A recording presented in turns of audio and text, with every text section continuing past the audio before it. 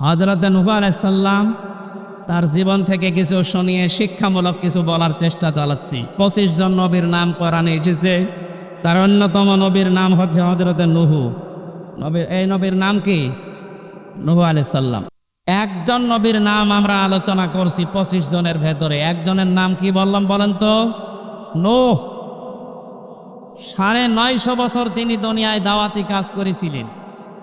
কোরআনে কারীম জানাচ্ছে ওয়ালাকাদ আরসালনা নূহান ইলা কওমিহি ফালাবিসা ফীহিম আলফা সানাতিন ইল্লা 50 আমা ফাখাযাহুমুত তুফান ওয়া হুম যালিমুন। সূরা আনকাবুতের 14 নম্বর আয়াতে আছে, আমি নূহ আলাইহিস সালামকে তার জাতির কাছে প্রেরণ করেছিলাম, তিনি 50 কম 1000, তার মানে 950 বছর একাধারে চেষ্টা চালিয়েছিলেন জাতির লোকদের ভেতরে আল্লাহর কথা শোনাতে। 950 বছরের রেজাল্ট হয়েছে মাত্র 80 জন, তারা আল্লাহকে মেনেছে। লক্ষ লক্ষ মানুষের ভেতরে 950 বছর দাওয়াতি কাজ করার রেজাল্ট মাত্র 80 জন। শুধু এই মানুষগুলো দাওয়াত গ্রহণ না করেই যদি ছাড় দিয়ে দিত যে আমরা মানি না আপনাকে, শেষ, এতটুকু করে নাই। আল্লাহ পাক বলেন নূহ যখনই দাওয়াত দিয়েছে এই মানুষগুলো দাওয়াত শুধু মানে নাই, না মানার পরে যেন কষ্ট দেওয়া যায়, দাওয়াত বন্ধ করা যায়, এই রাস্তাগুলো তারা অবলম্বন করেছে। 1000 বছর আগে এই আয়াতটা নাযিল হয়েছে কোরআনে। আমার তো মনে হচ্ছে এখনই এই বাংলাদেশ দেখে আল্লাহ নাজিল করল। আজ আলেমদের দাওয়াতে দেখেন 50 বছর 60 বছর যারা দাওয়াতি কাজ করেছে কোরআন দিয়ে, তাদের দাওয়াত যদি আপনি না মেনে শুধু নিশ্চুপ থাকতেন, মেনে নিতাম। শুধু নিশ্চুপ থাকেননি, কি করে সেটা বন্ধ করা যায় 144 ধারা পর্যন্ত জারি করেছেন। আপনার ভেতরে আর ওই জামানার কাফেরদের ভেতরে পার্থক্য শুধু নামের। কথা বলেন না কেন? তাদের নাম ছিল কাফেরদের, আর আপনার নামের আগে শুধু মুহাম্মদ আছে। তাহলে কাফেরদের আচরণ বুঝলাম, এই সুদূর শোনে না, এতটুকু না, ওটা যেন বন্ধ করা যায় কি করে সেই চেষ্টা যারা চালায়। হযরত নূহ আলাইহিস সালামের জামানায় মানুষগুলো এত উদ্যক্ত প্রকাশ করেছিল, সীমা লঙ্ঘন এমন পর্যায়ে গেছে, শেষ পর্যন্ত বলেছে যে দাওয়াত দাও, যে কথা বলে ওই কথাটা দেখাও। কি?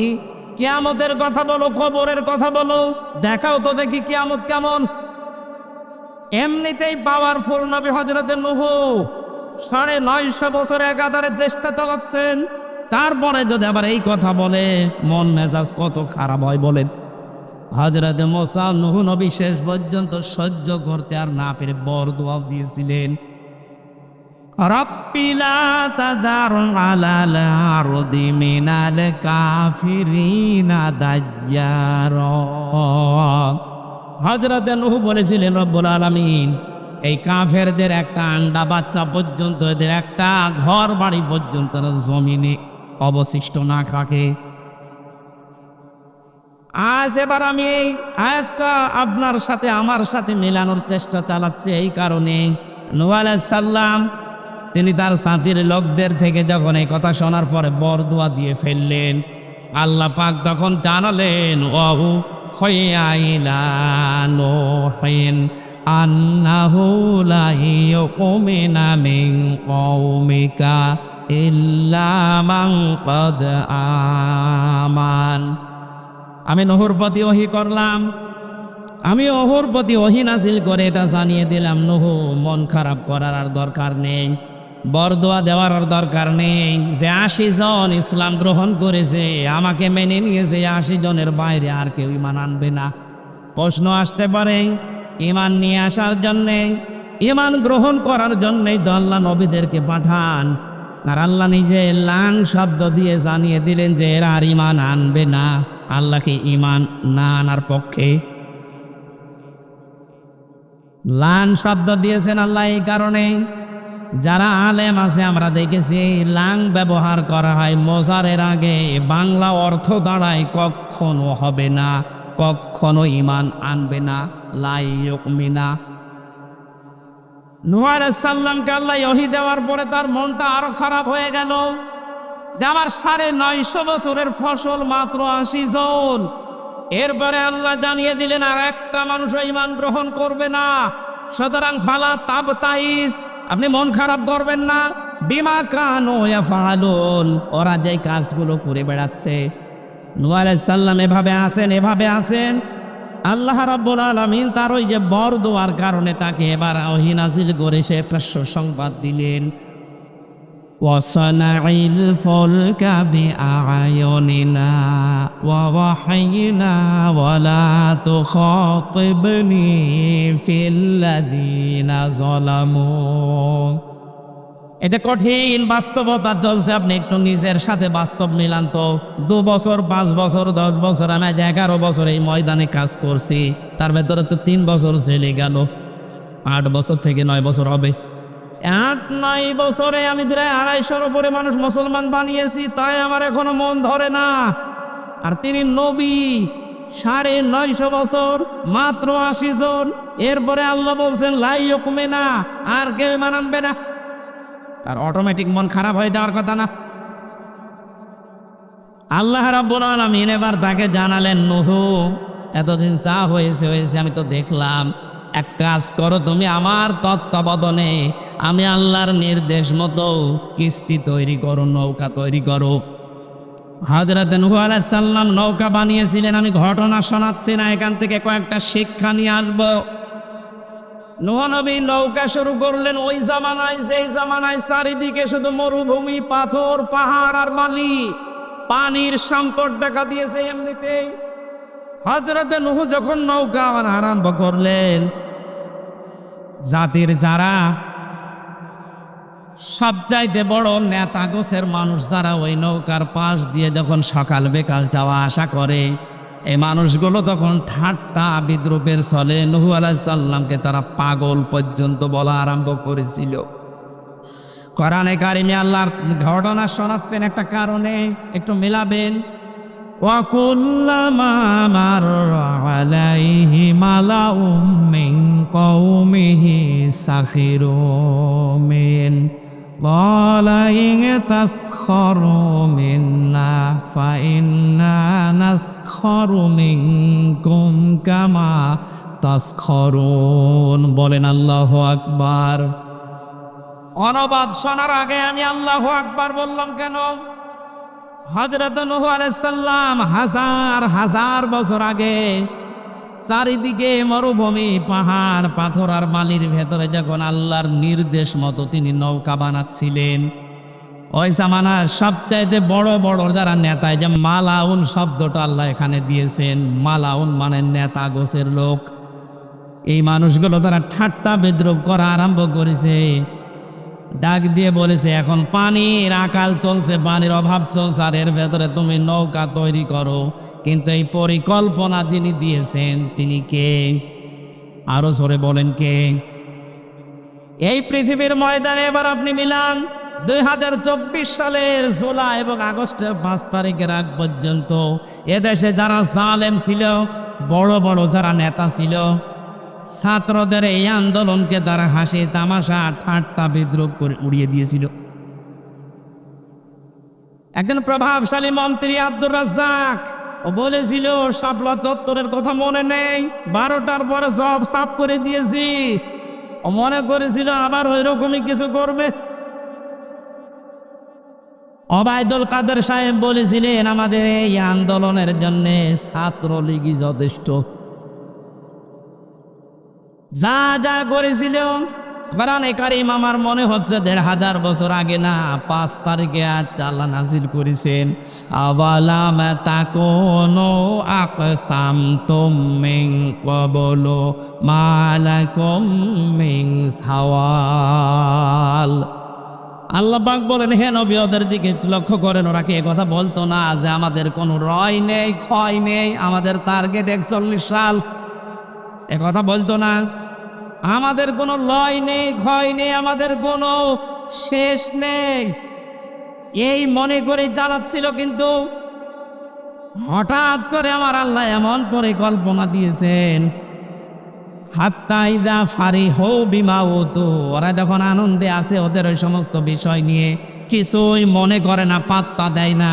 ফাআখাযনাহুম বাগতাতান, আমি আল্লাহ হঠাৎ করে তাদেরকে এমন ধরা ধরেছি, ফাইদা হুম মুবলিসুন, তারা বেহুশ হয়ে গেছে।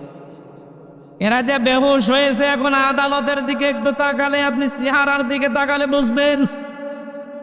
যদিও আজকে একজনকে শুনলাম জামিন দিয়েছে, সে যেই হোক, কথা বলছি এই কারণে, আমি তো 3টা বছর ছিলাম বিনা কারণে।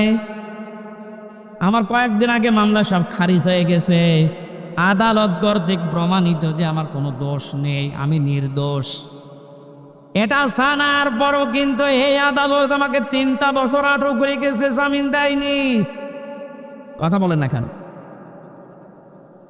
আপনি একে এই 7 দিনের রিমান্ড চলছে 5 দিন, একদিনে তাকে সব 6টা মামলা জামিন করে বের করে দিচ্ছেন।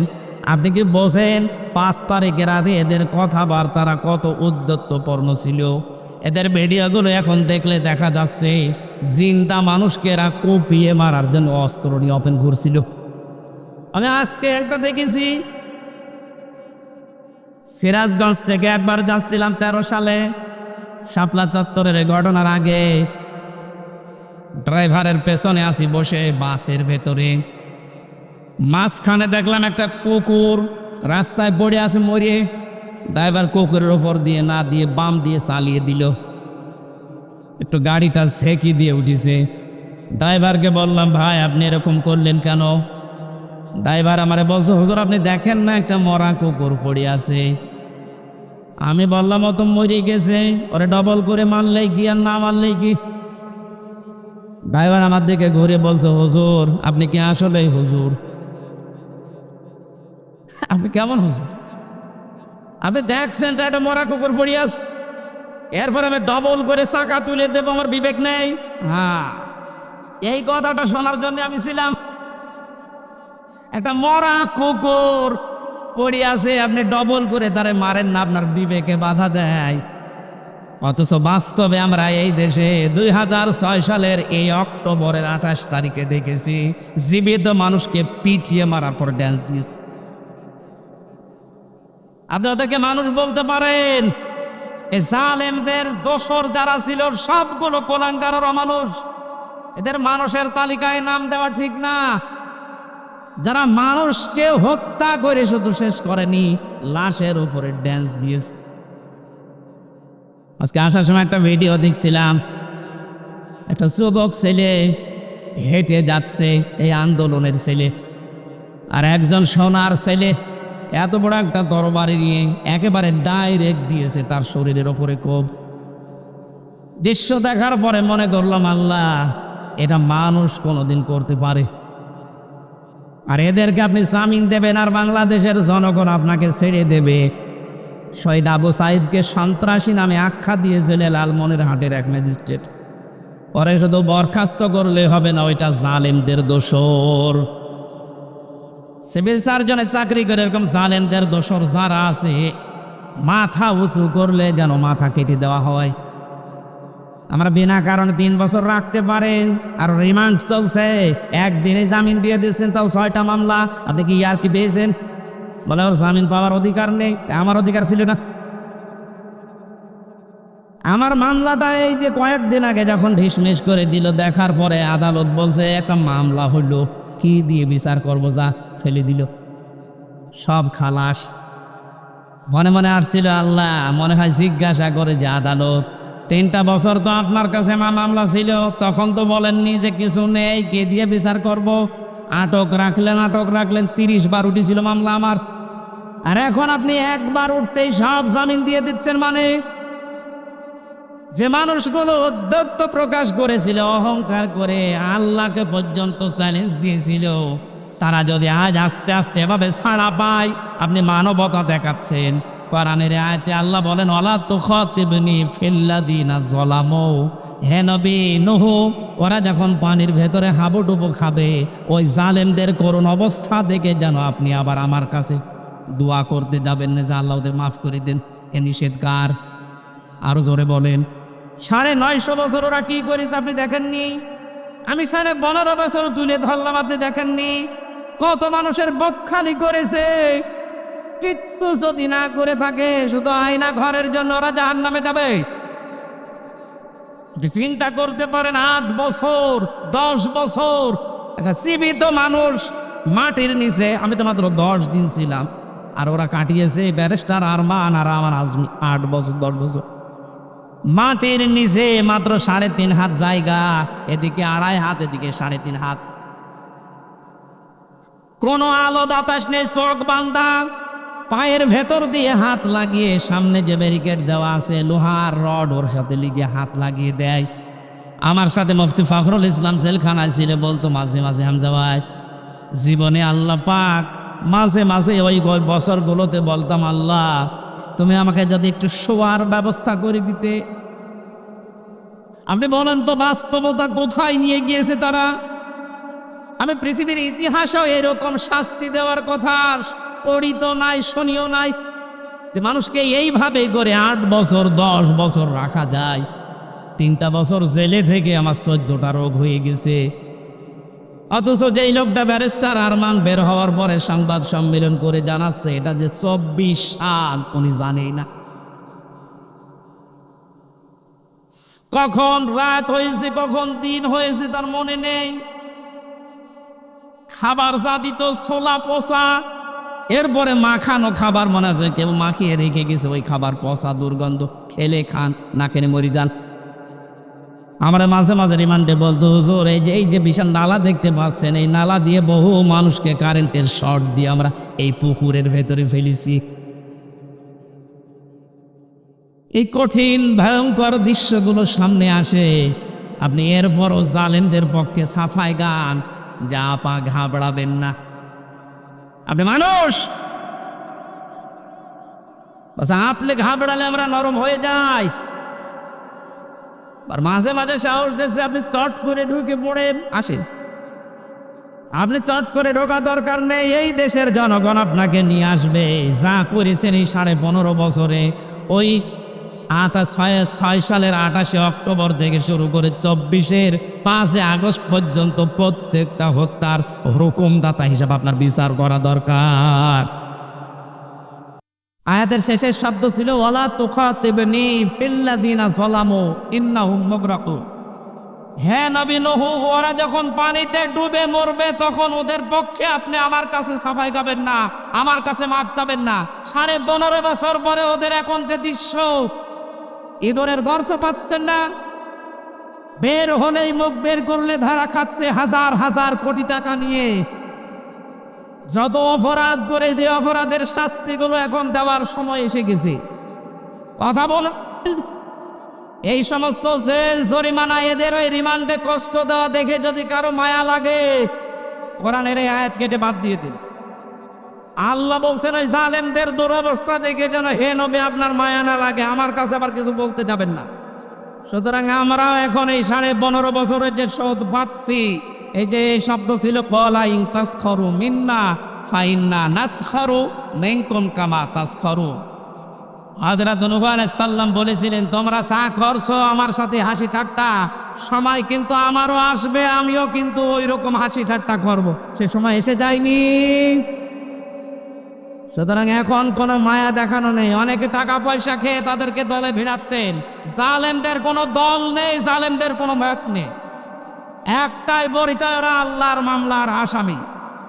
এক কথা বলে না কেন, 1400-1628টা চেয়ার ছিল এই দেশে, মেন চেয়ার। 1628টা চেয়ারের প্রত্যেকটা জালেম।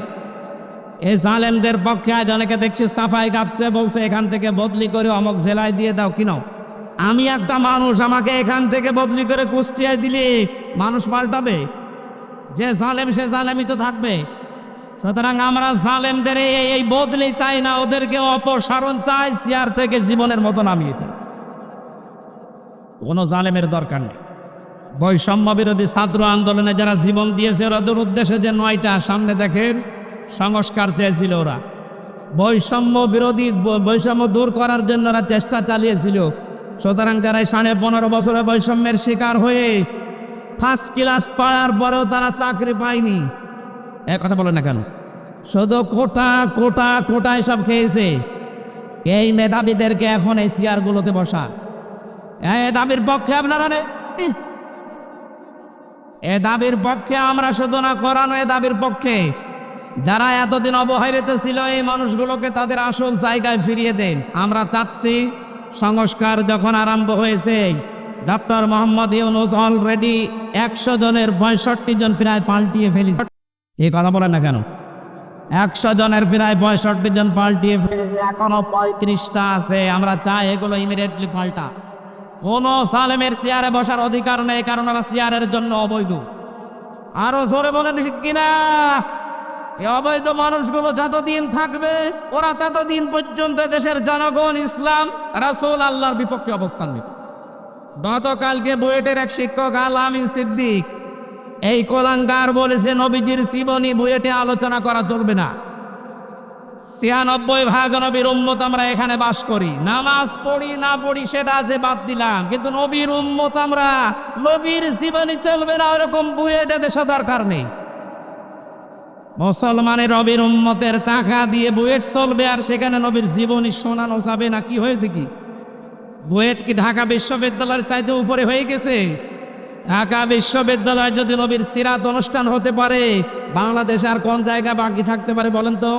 সুতরাং আমরা চাই, এ জালেমের খবর নিলাম, এ কোলাঙ্গার ওই জালেমের সময় নিয়োগ পেয়েছে, ওই 5 তারিখের আগে বিদায় নেওয়ার আগে ওরে নিয়োগ দিয়েছে। আমরা চাচ্ছি, এটা আমার মাইক হাতের সামনে, আমি একা না, আমি 18 কোটি মানুষের পক্ষ থেকে কথা বলছি এখন। আমরা চাই অতি তাড়াতাড়ি এই আল আমিন সিদ্দিক এই কোলাঙ্গারকে ওখান থেকে অপসারণ করা হোক। 1 তারিখের সামনে কোনো জালেম আর মাথা তুলতে পারবে না। আর এটা ছাড় দেন, আবার বের হবে আর এক জালেম। আমি আহ্বান জানাচ্ছি আরএফএল এবং প্রাণ কোম্পানির যারা দায়িত্বে আছেন, অনেকেই কিন্তু এখন মুসলমানদের ছেলেমেয়েরা বলছে আমাদের নামাজ পড়ার সময় দেয় না। এই দেশে নামাজ পড়ার জন্য মাত্র 10-12 মিনিট 15 মিনিট সময় লাগে। এই সময়টা যে প্রতিষ্ঠান দিতে চায় না, ওইরকম প্রতিষ্ঠান বন্ধ করে দেওয়া দরকার। আমার ভাইরা, হযরত নূহ আলাইহিস সালাম ফাসাউফা তা'লামুন তাদেরকে বারবার ঘোষণা দিয়ে জানিয়ে দিলেন, এতদিন পর্যন্ত ঠাট্টা বিদ্রুপ উপহাস করতে আমার সাথে নৌকা বানানো দেখে এবার আমি তোমাদেরকে প্রকাশ্যভাবে ঘোষণা দিলাম, সময় এসে গেছে খুব তাড়াতাড়ি। হাত্তা ফাসাউফা তা'লামুনা মাইয়াতিহি আযাবুন ইয়াখযিহি ওয়া ইয়াহিল্লু আলাইহি আযাবুম মুকিম। তোমাদের ভেতরে কাউকে কাউকে আল্লাহ এত বেশি লাঞ্ছিত করবেন, অপমানিত করবেন, নিকৃষ্ট আযাব দিয়ে ঢেকে রাখবেন।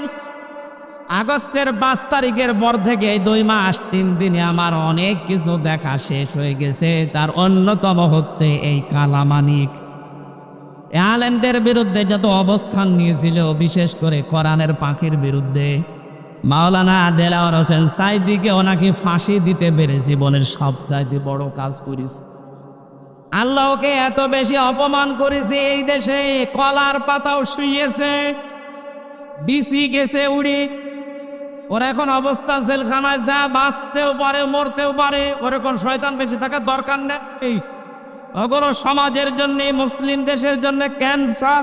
তার ক্যান্সার হলে কি করা লাগে? কেটে ফেলা লাগে। কি করা লাগে? আমরা চাই এদেরকে বাদ দিয়ে দেন এই সমাজ থেকে, এরা এ দেশের জন্য ক্যান্সার। আবার যদি বেঁচে থাকতে পারে, হযরত নূহ বলেছিলেন ইন্নাকা ইউদিল্লু ইবাদাকা ইন্নাকা ইন তাযারহুম ইউদিল্লু ইবাদাকা ওয়া লা ইয়ালিদু ইল্লা ফাজিরান কাফারা। হে আল্লাহ, এদের একটা আন্দা বাচ্চা পর্যন্ত যেন না বাঁচে, যেটা বাঁচবে ওটা হবে আরেক কুলাঙ্গার। সুতরাং যে মানুষগুলো আলেমদের বিপক্ষে সারা জীবন অবস্থান নিয়ে কাটিয়েছে, ওর পক্ষ থেকে দুনিয়া যেইটা আসবে ওইটা হবে ওর সাথে খারাপ। সুতরাং আমরা চাই না এদেশে নবী বিরোধী, আল্লাহ বিরোধী, রাসূল বিরোধী, আলেম বিরোধী লোক থাক। কথা বলে না কেন? আমরা চাই এই ক্যান্সারগুলো বিদায় নিয়ে খুব তাড়াতাড়ি আমরা যেন এদেশে আল্লাহর বিধান নির্বিঘ্নে মানতে পারি। বলেন আমিন। আদ্র এলাকার সর্বজন শ্রদ্ধাভাজন ব্যক্তিত্ব মোহাম্মদ নূর ইসলাম নুরু, মাহফিলের প্রধান অতিথি আপনাদের এলাকার কৃতি সন্তান বিশিষ্ট শিল্পপতি জনাব কে এম রিজওয়ানুল বারী রিজিয়ন দামাত বারকাতুহুমুল আলিয়া। আমন্ত্রিত অতিথি হিসেবে উপস্থিত আছেন বিশিষ্ট চিকিৎসাবিদ জনাব ডাক্তার মোহাম্মদ রফিকুল ইসলাম, বিশেষ অতিথি জনাব মাহফুজার রহমান দুলু ভাই। এতক্ষণ যারা আমার আগে কথা বললেন, ইসলামিক চিন্তাবিদ শিক্ষাবিদ মাওলানা হাফেজ মোতালিব হোসেন বিপ্লবী, বাংলাদেশ জামাত ইসলামী রংপুর জেলার শ্রদ্ধাভাজন সেক্রেটারি জেনারেল, মঞ্চে বসা ওলামা ইকরাম, সামনে বসা মুসলমান ভাইরা, পর্দার আড়ালের সম্মানিতা মা এবং বোনেরা, প্রশাসনের ভাইরা, প্রাণপ্রিয় রংপুরবাসী, আল্লাহর দরবারে শুকরিয়া জানাচ্ছি।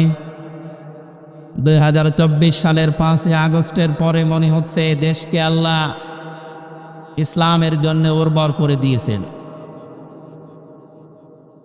সেই ভাবধারা দৃশ্য আমাদের সামনে, যাদের মাধ্যমে এটা পেলাম আপনাদের রংপুরের কৃতি সন্তান বীর শহীদ আবু সাঈদ সহ যাদের নাম আমরা কিছুক্ষণ আগে শুনেছি।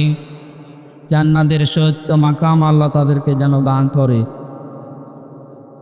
দল মত নির্বিশেষে কোরআনের এই অনুষ্ঠানে যারা এসেছি আমরা আজ রাতের বেলা খুশি হয়ে বলছি আলহামদুলিল্লাহ।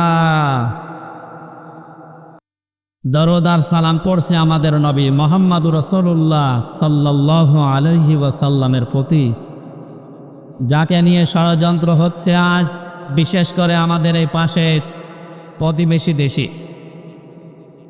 আগস্টের 5 তারিখের পর থেকে আজকের এই অক্টোবরের 8 তারিখ পর্যন্ত এই 2 মাস 3 দিন হয়ে গেল প্রায়।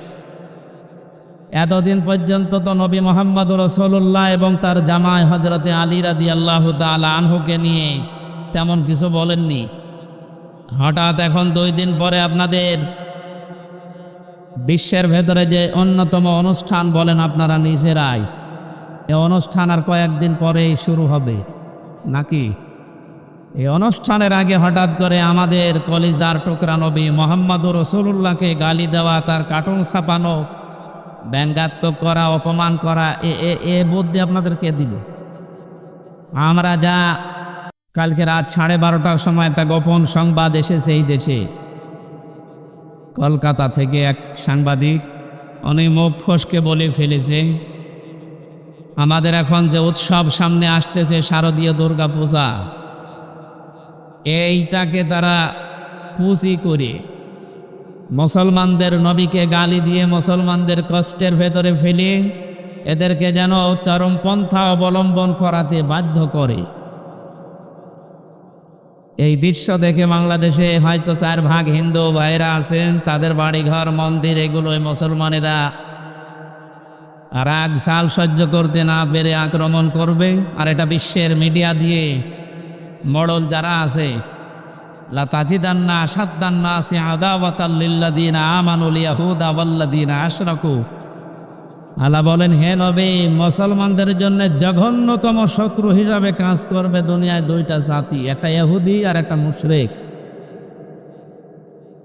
এরা তখন সারা বিশ্বে ছড়াবে, এই দেখেন আগেই ভালো ছিল, আয়না ঘর হোক, গুম হোক, খুন হোক, বছরের পরে বছর মানুষের বাক শক্তি রুদ্ধ হয়ে থাক, আগেই ভালো ছিল, এইটা তারা বিশ্বের মানুষকে দেখাতে চায়।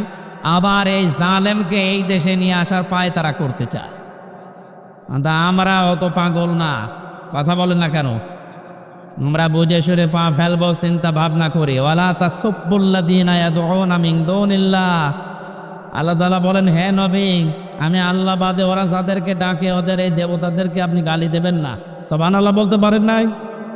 ওদের দেবতাদেরকেও যেখানে গালি দেওয়া নিষেধ, সেখানে ওদের মন্দির ভাঙা, ওদের বাড়ি ঘরে আগুন লাগানো, কোনো মুসলমান যারা আল্লাহ রসুলে বিশ্বাসী এটা করতে পারে বলে আমাদের বিশ্বাস হয় না। এটা ষড়যন্ত্রের ফাঁদ ওরা পেতে দিচ্ছে, আমরা এ ফাঁদে পা দেব না। আমরা ধিক্কার জানাচ্ছি ওই সমস্ত মানুষদেরকে যারা মুহাম্মদুর রাসূলুল্লাহর মতো এইরকম মানুষকে নিয়ে গালিগালাজ করেন, তার সম্মান নিয়ে সিনেমিনি খেলে। আপনারা মানুষের কাতারে নেই, আপনারা জানোয়ারের কাতারে। সুতরাং এই নীতিশ রান সহ যারাই নিকৃষ্ট পশুর চাইতেও খারাপ যারা, এদের জন্য আমরা এই অনুষ্ঠান থেকে ধিক্কার জানাচ্ছি, বরদোয়া করছি। হেদায়েত তো এদের কপালে নেই, কারণ নবীকে যারা কষ্ট দেয় আল্লাহ তাদের জন্য হেদায়েত কেটে যায়। আপনি তাকান যে মানুষগুলো পৃথিবীতে বিশ্ব নবীকে কষ্ট দিয়েছিল, কপালে অধিকাংশ মানুষের হেদায়েত জোটেনি। তার ভেতরে নবীর আপন চাচা আবু লাহাব এবং তার স্ত্রী উম্মে জামিল। আপনদের ভেতরে এই দুইজনের কষ্ট নবী সবচেয়ে বেশি পেয়েছিলেন। আল্লাহ রাব্বুল আলামিন আবু সেহেলের নামে কোনো সূরা নাজিল করেননি, আয়াত নাজিল করেছেন। তো আবু লাহাবের নামে পুরা একটা সূরা এবং তার স্ত্রীর নাম দিয়ে। প্রশ্ন আসতে পারে, স্ত্রীর নাম উম্মে জামিল, সূরা লাহাবের ভেতরে তো উম্মে জামিল শব্দটা নেই, আছে অমরাতুহু, তার স্ত্রী। জবাব হচ্ছে, পৃথিবীতে যে সমস্ত মহিলাদের স্বামী আছে তাদের নাম আল্লাহ কোরআনে কারিমে উল্লেখ করেননি। ফেরাউনের স্ত্রী হযরতে আসিয়া, তার স্বামী ছিল, স্বামী যদিও খারাপ কিন্তু স্বামী তো ছিল, এ কারণে এই মহিলার নাম আল্লাহ কোরআনে কারিমে দেয়নি। আপনারা কি কথা শুনতেছেন? কিন্তু যে মহিলাদের স্বামী ছিল না, আপনি তাকান, তাদের নাম আল্লাহ কোরআনে উল্লেখ করেছে। হযরতে মরিয়ম আলাইহিস সালাম স্বামী ছিল, বলেন? তাহলে এখান থেকে বোঝা গেল আবু লাহাবের স্ত্রী উম্মে জামিল, তার স্বামী আছে, এই জন্য আল্লাহ তার নাম কোরআনে দেয়নি। কিন্তু আবু লাহাবের স্ত্রী যে উম্মে জামিল, এখানে আল্লাহ ইঙ্গিত দিয়েছেন এই হু দিয়ে, অমরাতুহু, এবং তার স্ত্রী, কারণ তার আগে আবু লাহাব শব্দটা আছে। আমরা বুঝলাম এই আয়াতগুলো থেকে, নবীকে কষ্ট দিলে আল্লাহ তাদেরকে হেদায়েত থেকে চিরবঞ্চিত করে দেয়। আমার কথা বুঝেছেন? না, বোঝেননি এখন। এখানে কথা বেশি হচ্ছে, আমার কানে যেন আওয়াজ না আসে, খুব খেয়াল করে শুনবে। 1-1.5 ঘন্টার সময় দেওয়া যাবে না? কথা বলবেন না, বাকি যা করেন পরে, কথা বলবেন না। বসে থাকেন, দাঁড়িয়ে থাকেন, চলাফেরা করেন, বাড়ি চলে যান, যা খাবেন খান, কথা বলবেন না। আমার অনুরোধ এইটা, 1 ঘন্টা 15 মিনিট সময় নিচ্ছি, কথা বলবেন না। আমি হাত জোড় করছি, কথা বলবেন না। আবার বলছি, আমি আজকে দুপুরবেলা একটা আলোচনা তুলেছিলাম কোন জায়গায় যেন, রংপুরের শহরে। কিন্তু দুঃখজনক হলো সত্য, ওখানে সময়টা বেশি পাওয়া যায় না, আজান দেওয়ার কারণে। নামাজ ছিল ফজর, ফরজ নামাজ, এই জন্য আমরা শেষ করে দিয়েছি। ওখানে যে তথ্যটা দেওয়ার চেষ্টা চালিয়েছিলাম ফেরাউন সম্পর্কে, ফেরাউন যখন ডুবে যাচ্ছিল এই সময় কিন্তু বলেছিল, আন্নাহু লা ইলাহা ইল্লাল্লাযী আমানাত বিহি বানু ইসরাঈল ওয়া আনা মিনাল মুসলিমিন। 90 নম্বর আয়াত সূরা হুদের ভেতরে আছে, না ইউনুস, সূরা ইউনুসের ভেতরে আল্লাহ পাক বলেন, হযরতে মুসা আলাইহিস সালাম যখন তিনি চলে যাচ্ছিলেন এই বিশাল লোহিত সাগর পার হয়ে, পেছনে যে আক্রমণ করার জন্য ধাওয়া দিয়েছে এই ফেরাউন, যখন ডুবে যাচ্ছিল, আজকে হাদিসটা পড়ছিলাম, জিবরাইল আলাইহিস সালাম তিনি নিজে নবীজির কাছে বর্ণনা দিয়েছেন, হে রাসূল, আমি কিন্তু যখন ফেরাউন ডুবে যাচ্ছিল একেবারে নিচে চলে যায় সাগরের, আবার ভেসে ওঠে, আবার নিচে যায়, ওই সময় যখন লা ইলাহা ইল্লাল্লাযী এ পর্যন্ত পড়েছিল, ও যেন মুসা কালিমুল্লাহ, এ শব্দ বলে ফেললে আল্লাহর যে দয়া, আল্লাহর যে মায়া, এটা তো আমি জানি, আল্লাহ হয়তো ওরে মাফ করে দিতে পারে। কিন্তু ওর সারা জীবনের যে জুলুম, যে অত্যাচার, যে পাপাচার, ওদের সীমা লঙ্ঘন করেছিল, মানুষের ওপর যে স্বৈরাচারী কায়দায় শাসন চালিয়েছিল, এটা আমি জিবরাইল তো দেখেছি, আমি সহ যত ফেরেশতা আছে, কেউ ওর এই শাসন ক্ষমতার উপরে, এই রাজ্যের উপরে কেউ আমরা রাজি ছিলাম না। কিন্তু আল্লাহ তাকে ছাড় দিয়েছিল, 600 বছর একাধারে রাজত্ব করেছে, কোনোদিন তার জ্বরও হয়নি, মাথাও ধরেনি।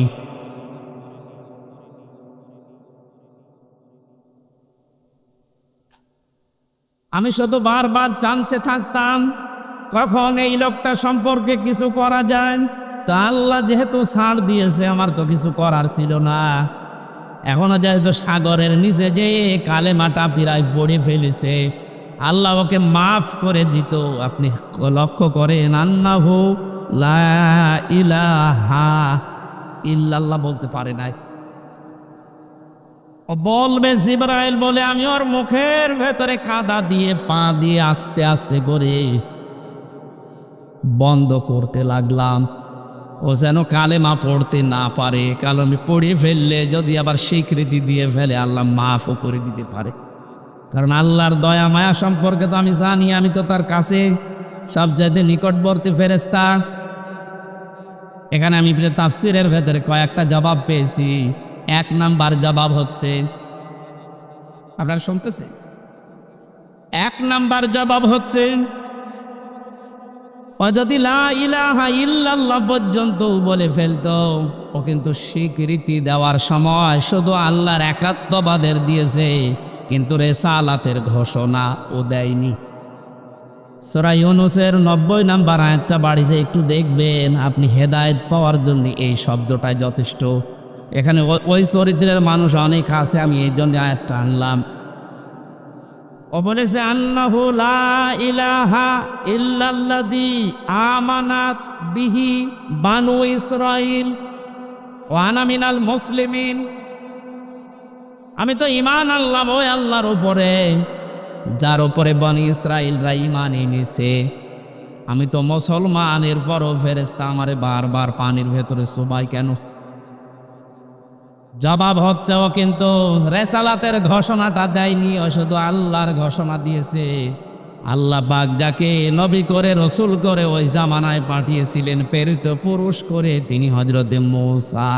নাম কি বলেন বলেন? আল্লাহর ঘোষণা দেওয়ার পরে রেসালাতের ঘোষণাও দেয়নি। ও যদি বলতো লা ইলাহা ইল্লাল্লাহ মূসা কালিমুল্লাহ, ওই কঠিন অবস্থায় আল্লাহ তারে মাফ করে দিত। আল্লাহকে স্বীকার করার পরে রেসালাতের ঘোষণা না দিয়ে শব্দটা কিভাবে উচ্চারণ করেছে? আমানাত বিহি বানু ইসরাঈল, বনি ইসরাঈল যার উপর ঈমান এনেছে। এজন্য পৃথিবীতে যারা স্বৈরাচারী হয়, আল্লাহর পরের শব্দ ওর নাম স্বৈরাচার, এই শব্দটা দিয়েছেন। আল আনা ওয়াকাদ আসাইতা ক্বাবলু ওয়া কুনতা মিনাল মুফসিদিন। এখন কেন? এর আগে তো তুই বড় স্বৈরাচারী ছিলি। আমার বহু বান্দা বান্দিকে দুনিয়া থেকে বিনা কারণে বিদায় করেছিস। ৭০,০০০ বাচ্চাকে দুনিয়া থেকে বিদায় করেছিল মূসা নবী যেন আসতে না পারে।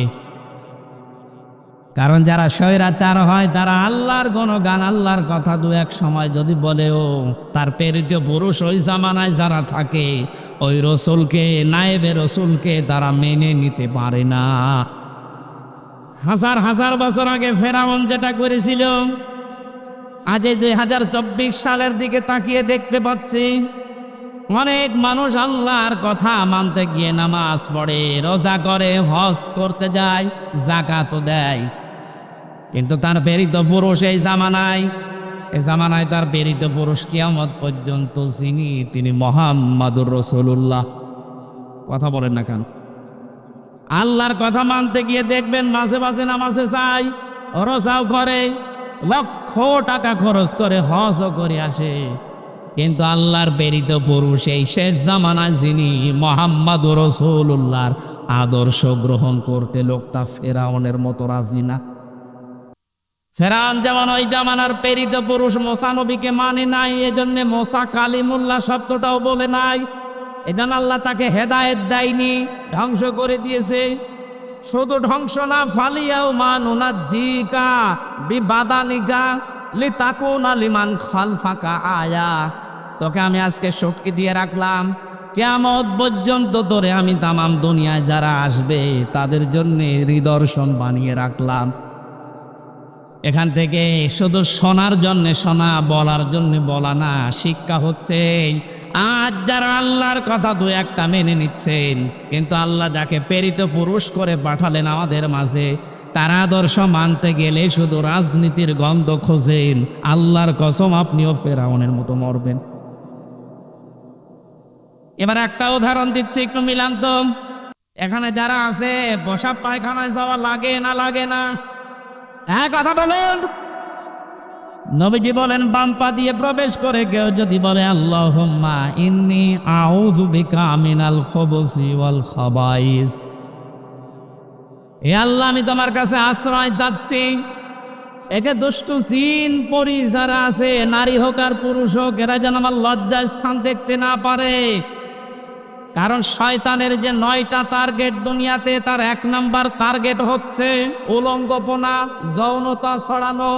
শয়তান সব সময় চায় লজ্জা স্থান উলঙ্গ করে রাখা আর এগুলো মানুষকে দেখানো। সুতরাং আজ এই দেশ সহ বিশ্বে যারা নিজের গোপন অঙ্গকে মানুষের সামনে প্রদর্শন করে মজা পান, এগুলো দেখিয়ে দেখিয়ে যারা টাকা ইনকাম করেন সিনেমার মাধ্যমে, নভেল নাটকের মাধ্যমে, দেহ ব্যবসার মাধ্যমে, এইগুলো দিয়ে যারা পয়সা ইনকাম করে, বুঝতে হবে এগুলো শয়তানের একটা মিশন, টার্গেট, শয়তানের সালেরা। শয়তান জান্নাতে যাবে না জাহান্নামে। আরো জোরে বলেন লামাং তাবিআকা মিনহুম লামলান্না জাহান্নামা মিনকুম আজমাইন। আল্লাহ বলে আমি ঘোষণা দিলাম তোকে যারা অনুসরণ করবে, তোর ইত্তেবা করবে, তোকে তারা দেখে দেখে চলবে, তোর মিশন মতো যারা চলবে তাদেরকে আমি তোর সাথে জাহান্নাম পরিপূর্ণ করব। সুতরাং শয়তানের যে মিশন, কোন নারী কোন পুরুষ যেন এই কাজে আমরা না যাই। বিশ্বনবী মুহাম্মদুর রাসূলুল্লাহ এত লজ্জাশীল ছিলেন, ফেরেশতা পর্যন্ত তাকে লজ্জা পেত।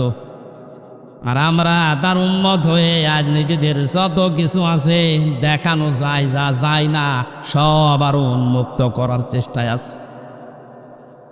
এতে সমকামিতা আজ প্রমোট করছেন যারা, আপনি কি চাচ্ছেন বলেন তো? আল্লাহর পুরা সিস্টেমকে আপনি উল্টাতে যান। উপদেষ্টা মণ্ডলীতে যারা আছে তাদের 2 জন নাকি এটা চাচ্ছে যে দেশে সমকামিতা যেন কায়েম হয়। এ দেশটা যারা স্বাধীন করে দিয়ে গেল 71 এবং 2024-এ, কোন মুক্তিযোদ্ধা 71-এর 24-এর কোন মুক্তিযোদ্ধাকে আপনি এই খবর দিতে পারবেন যে আমরা সমকামিতা প্রতিষ্ঠার জন্য আপনারা জীবন দিয়েছেন? কেউ বলবে না আমরা এটা চাই না, এটা পুরা বিরোধী আল্লাহর। আল্লাহ সব চাইতে বেশি রাগান্বিত হয়ে যায় তখন যখন কেউ তার সৃষ্টিকে পুরা পাল্টিয়ে ফেলে। সূরা নেসার ভেতরে আল্লাহ আয়াত দিয়েছেন কোন সৃষ্টি যদি তার নিজের আকৃতি পাল্টিয়ে ফেলে তাকে মেরে ফেললেও কোনো গুনাহ নেই। অথচ আজ আপনি কি করে প্রমোট করতে পারলেন যে নারী নারীতে বিয়ে, পুরুষে পুরুষে বিয়ে? বলেন নাউজুবিল্লাহ। ছাত্র জনতা মিলে ওখানে আপনাদেরকে যেমন বসাতে পেরেছে, আল্লাহর বিরুদ্ধে রাসূলের বিরুদ্ধে অবস্থান নিলে নামাতেও পারবে। এই জন্য আমরা একটু সাবধান বানিয়ে দিলাম, যদি জ্ঞানী হয়ে থাকেন এটা যেন ঢোকে মাথায়। তাইলে এটা যাওয়ার সময় কথাটা বলার পরে আপনি প্রবেশ করে 8-10 মিনিট কাজ করলেন, বের হওয়ার সময় বললেন আল্লাহ গোফরানাক আলহামদুলিল্লাহিল্লাযী আযহাবা আন্নিল আযা ওয়া আফানি। প্রশংসা আদায় করছে আল্লাহর, যিনি আমার পেট থেকে গন্ধ জিনিস বের করে আমাকে শান্তি, স্বস্তি, নিরাপত্তা, একটা ভালো বিষয় আমাকে দিলেন, আনন্দের বিষয়। যতক্ষণ এটা পেটের ভেতরে ছিল ততক্ষণ কষ্টে ছিলেন, এটা বের হওয়ার পরে আফানি, একটা নিরাপত্তা পেলেন, একটা স্বস্তি পেলেন, একটা শান্তি পাচ্ছেন। এটা দিচ্ছে কে? বলেন বলেন। যতই চেষ্টা করুন বের করতে পারবেন না, আল্লাহ দয়া করে বের করে দিয়েছে, এই জন্য প্রশংসা আদায় করলেন। আমি এই যে 2-3 মিনিট বক বক করছি কেন বলেন তো? একটা বিষয় নিয়ে আসার জন্যে। কোন দিকে তাকে আছি খেয়াল করেন। এই যে 8-10 মিনিট আপনি টয়লেটে কাটালেন, পায়খানায় কাটালেন, নবীজির সুন্নাত অনুযায়ী যেহেতু কাজটা হয়েছে 10 মিনিট ইবাদত। 1-2 এটা যে ইবাদত আপনার বিশ্বাস হচ্ছে না? কথা বলে না কেন? এটা ইবাদত না। কেউ বলেন তো যে না, কেউ বলতে পারবে? নবীর সুন্নাত অনুযায়ী এই কাজটা করে আবার বেরিয়ে আসলেন, পুরা 8-10 মিনিট ইবাদত। পুরা 8-10 মিনিট কি কারণে? সুন্নাতটা কার? রাসূলের। কার? আরো জোরে বলেন। আর রাসূলের তরিকা বাদ দিয়ে যদি এ কাজ করতেন, বাম পা দিয়ে প্রবেশ করেননি, দোয়াও পড়েননি, কাজ করে চলে আসলেন, ডান পা দিয়ে বেরো হননি, গোফরনাকাও বলেননি, 8-10 মিনিট না আধা ঘন্টা বসে থাকলো, ইবাদত হবে? কি বুঝলেন এবার বলেন? এই 10 মিনিট আধা ঘন্টায় যদি আপনার ইবাদত না হয়, কারণ তরিকাটা রাসূলের ছিল না, এই জন্যে কাজ একই কিন্তু ইবাদত। আরো জোরে বলেন। এটা বাংলাদেশ সহ বিশ্বে যত মুসলমান আছে সবাই বিশ্বাস করে এক বাক্যে, আগেরটা রাসূলের তরিকায় ছিল, ওটা 8-10 মিনিট না, এক ঘন্টা কেউ যদি টয়লেটে বসে থাকে পুরা 1 ঘন্টা ইবাদত। এবার একটা আওয়াজ কমে গেলে মনে হয় বিশ্বাস হচ্ছে। হ্যাঁ, এটা 1 ঘন্টা না 10 ঘন্টাও বসে থাকলে পুরাটা কি? কারণ আমি তরিকাকার রাসূলের। আরো জোরে বলেন কার? এইটা যদি ইবাদত বিশ্বাস করেন, বিশ্ব নবী কোরআন দিয়ে 10 বছর তো রাষ্ট্র চালিয়েছিলেন, এটা ইবাদত না? আরো জোরে বলুন। এইটা শুনলে কেউ যদি বলে না এটা দুনিয়ার কাজ, রাজনীতি, তাহলে আগেরটা কি? আজকে থেকে টয়লেটে যাবেন না? আপনি যদি বলেন যে রাসূল 10 বছর কোরআন দিয়ে রাষ্ট্র চালিয়েছে, এইটা রাজনীতি, আরে 10 মিনিট টয়লেট করা এইটা ইবাদত, তো ওটাও রাসূলের কাজ, এটাও রাসূলের কাজ। এক কথা বলে না কেন? আগেরটা যদি কেউ রাজনীতি মনে না করে, পরেরটা রাজনীতি মনে করলে ওর ইমানের সমস্যা হবে। এবার কত দূর গেল আপনি ভাবেন। কারণ কি আল্লাহ হেদায়েত দেয়নি, তার অন্যতম কারণ ও আল্লাহকে মানার চেষ্টা করেছিল বিপদে পড়ে, কিন্তু রিসালাতের ঘোষণা দেয়নি। আজও এই দেশে বহু মানুষ এমন পাওয়া যাচ্ছে, লোক দেখানোর জন্য হোক, আছে সেভাবেই হোক, আল্লাহর বিধান 2-1টা দেখি মানে, রাসূলের তরিকার কথা বলতে গেলে ওর কাছে রাজনীতি মনে হয়। এক কথা বল, গতকালকে কুষ্টিয়ায় দৌলতপুর থানার তারাগনিয়া এলাকায় মাওলানা সাদিকুর রহমান আজহারি ভাই গিয়েছিলেন। ওখানকার একজন সাবেক চেয়ারম্যান, আমি নাম নিলাম না, এই লোকটা বাধা দিয়েছে রাসূলের এই রাজনৈতিক জীবনীটুকু বলার কারণে। উনি পরিচয় দিচ্ছে উনি নাকি জাতীয়তাবাদী দলের চেয়ারম্যান ছিলেন, সাবেক। কিসের জাতীয়তাবাদী দলের চেয়ারম্যান আপনি? দায়িত্বে আপনার বাবা যিনি বসে আছেন জনাব তারেক রহমান, ওনাকে জিজ্ঞাসা করেন তো উনি রাসূলের জীবনী মানে কিনা। উনি যদি মানতে পারেন, আপনি পাতিও না, সাবেক। জায়গায় এরকম উদ্যত্ত দেখাবেন না, আপনি কিন্তু বেঈমান হয়ে মরবেন। আল্লাহর কথা আপনি মেনে নেওয়ার জন্য আহ্বান জানাচ্ছেন। আমি নামাজ পড়ি, আমি রোজা রাখি, সে ঘোষণাও দিচ্ছে আমি নামাজ পড়ি, আমি রোজা রাখি, আমি হজ করে এসেছি পরে। কিন্তু রাসূলের তরিকাগুলো আপনি মানার জন্য তখন বলতে গেলে রাজনীতি মনে করেন, আপনার মরণ হবে ফেরাউনের মতো।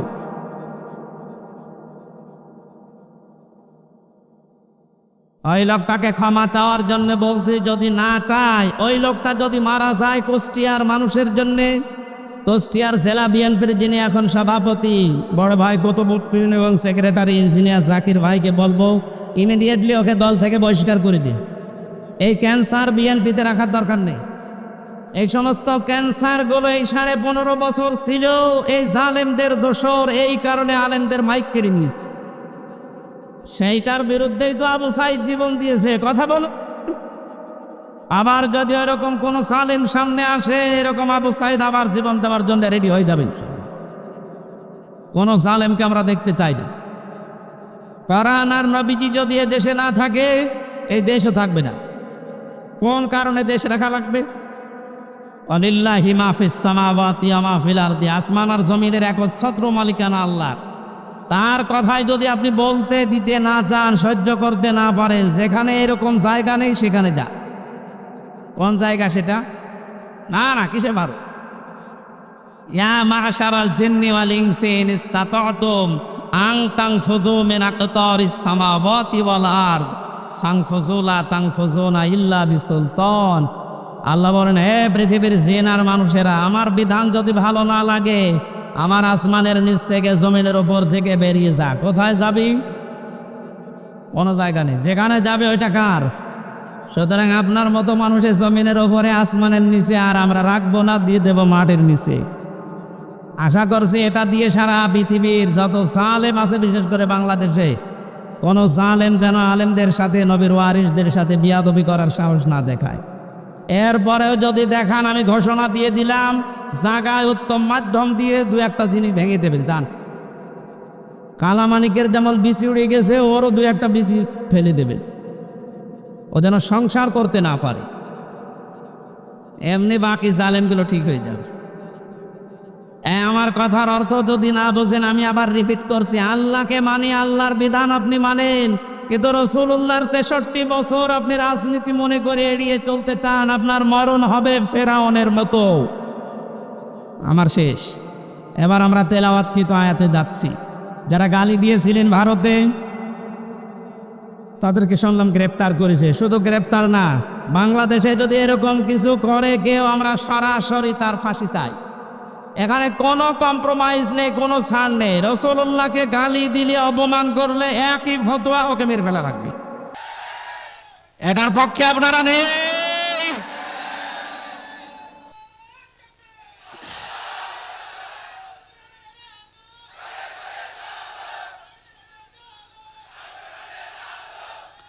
আলহামদুলিল্লাহ ভাই, হাজার হাজার বছর আগের একটা কাহিনী কোরআনে কারিমে আমরা পেয়েছি। ওই কাহিনীটা এখন 2024 সালের 5 আগস্টের সাথে আমি লাইন বাই লাইন মেলাবো, চেষ্টা করব। আল্লাহ যেন মেলানোর তৌফিক এবং আপনাদের বোঝার তৌফিক দান করেন, বলেন আমিন। সূরা হুদ থেকে 36 একটা মাত্র আয়াত পড়েছি। 123টা আয়াত আছে এই সূরাতে। 11 নাম্বার সূরা কোরআনে কারিমের 10টা রুকু আছে। মাত্র একটা আয়াত পড়লাম, এখান থেকে আরম্ভ করছি তাফসীর আকারে। এখানে লিখে দিয়েছে তাফসীরুল কোরআন মাহফিল। সেই শব্দের দিকে তাকিয়ে আমরা চেষ্টা চালাচ্ছি ইনশাআল্লাহ। জবান খুলে এবার পড়েন, আউযু বিল্লাহি মিনাশ শাইতানির রাজিম, বিসমিল্লাহির রহমানির রহিম,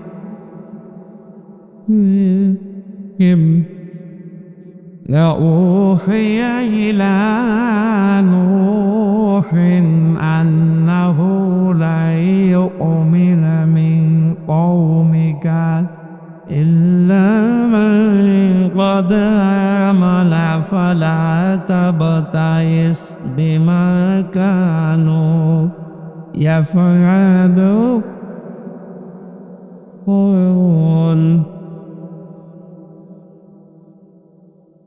হযরত নূহ আলাইহিস সালাম তার জীবন থেকে কিছু শুনিয়ে শিক্ষামূলক কিছু বলার চেষ্টা চালাচ্ছি। 25 জন নবীর নাম কোরআনে এসেছে, তার অন্যতম নবীর নাম হচ্ছে হযরত নূহ। এই নবীর নাম কি? নূহ আলাইহিস সালাম। একজন নবীর নাম আমরা আলোচনা করছি 25 জনের ভেতরে। একজনের নাম কি বললাম বলেন তো? নূহ। 950 বছর তিনি দুনিয়ায় দাওয়াতি কাজ করেছিলেন।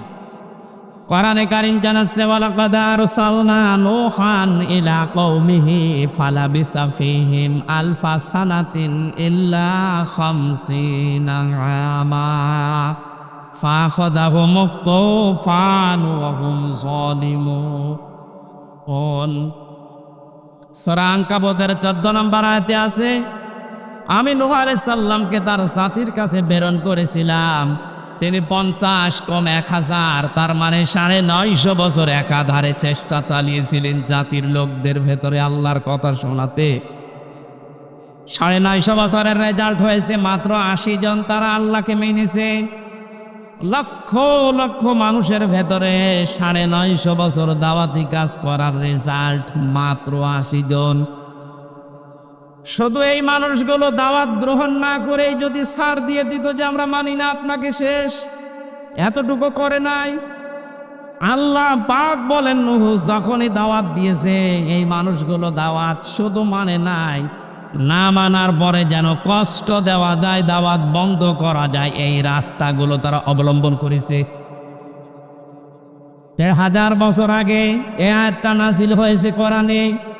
আমার তো মনে হচ্ছে এখনই এই বাংলাদেশ দেখে আল্লাহ নাযিল করলো।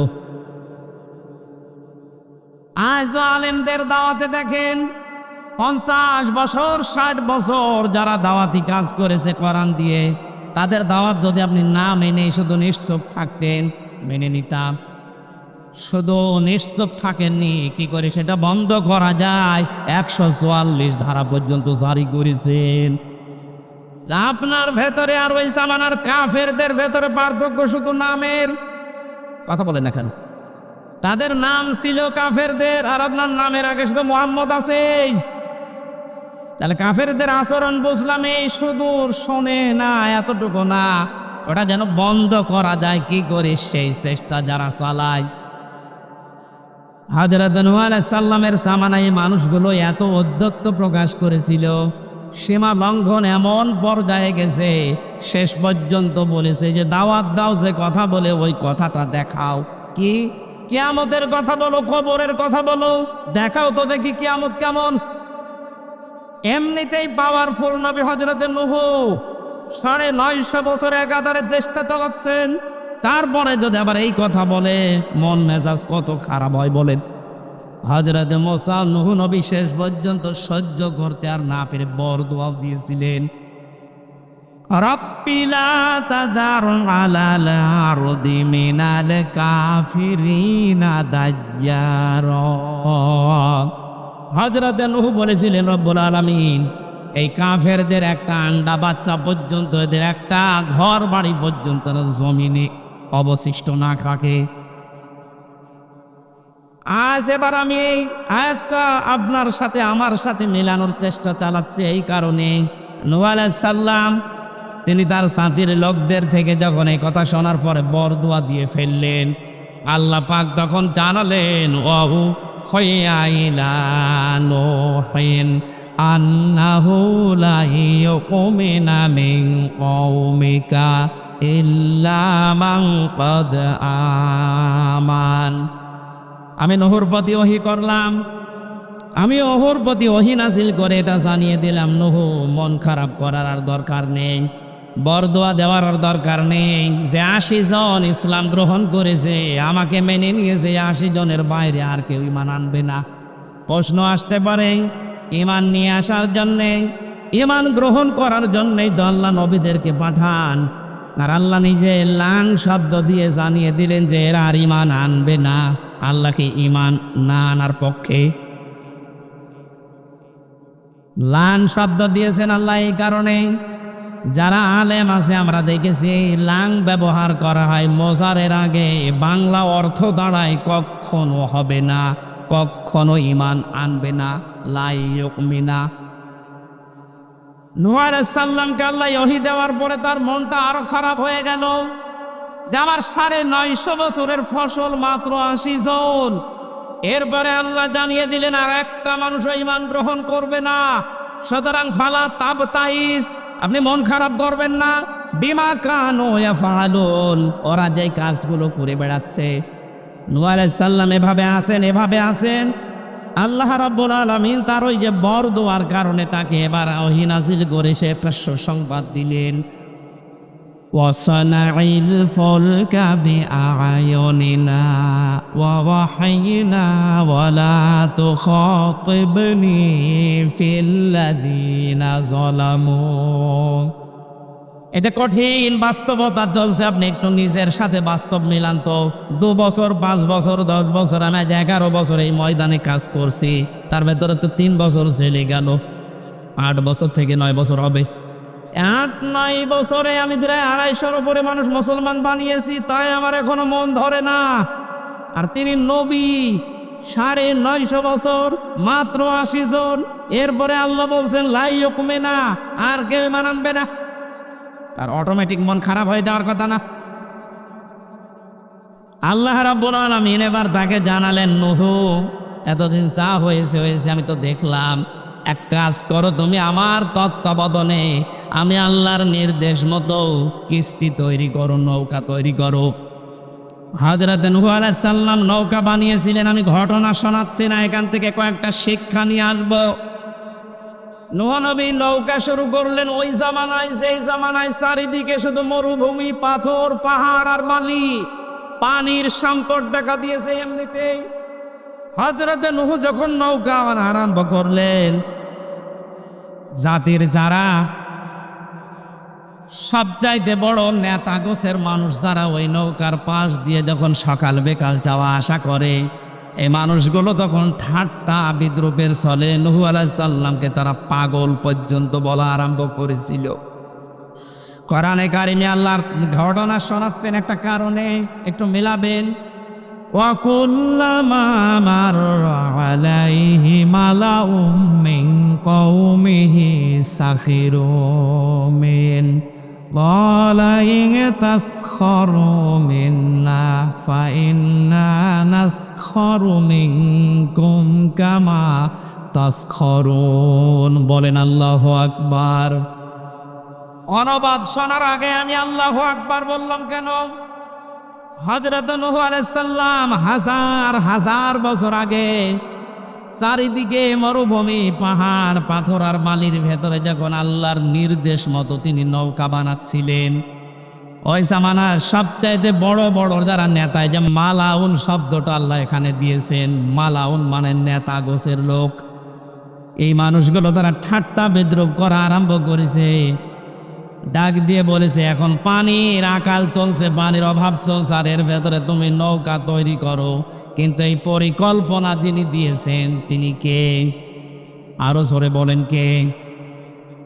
এই পৃথিবীর ময়দানে এবার আপনি মিলান 2024 সালের জুলাই এবং আগস্টের 5 তারিখের আগ পর্যন্ত এদেশে যারা জালেম ছিল, বড় বড় যারা নেতা ছিল, ছাত্রদের এই আন্দোলনকে তারা হাসি তামাশা ঠাট্টা বিদ্রুপ করে উড়িয়ে দিয়েছিল।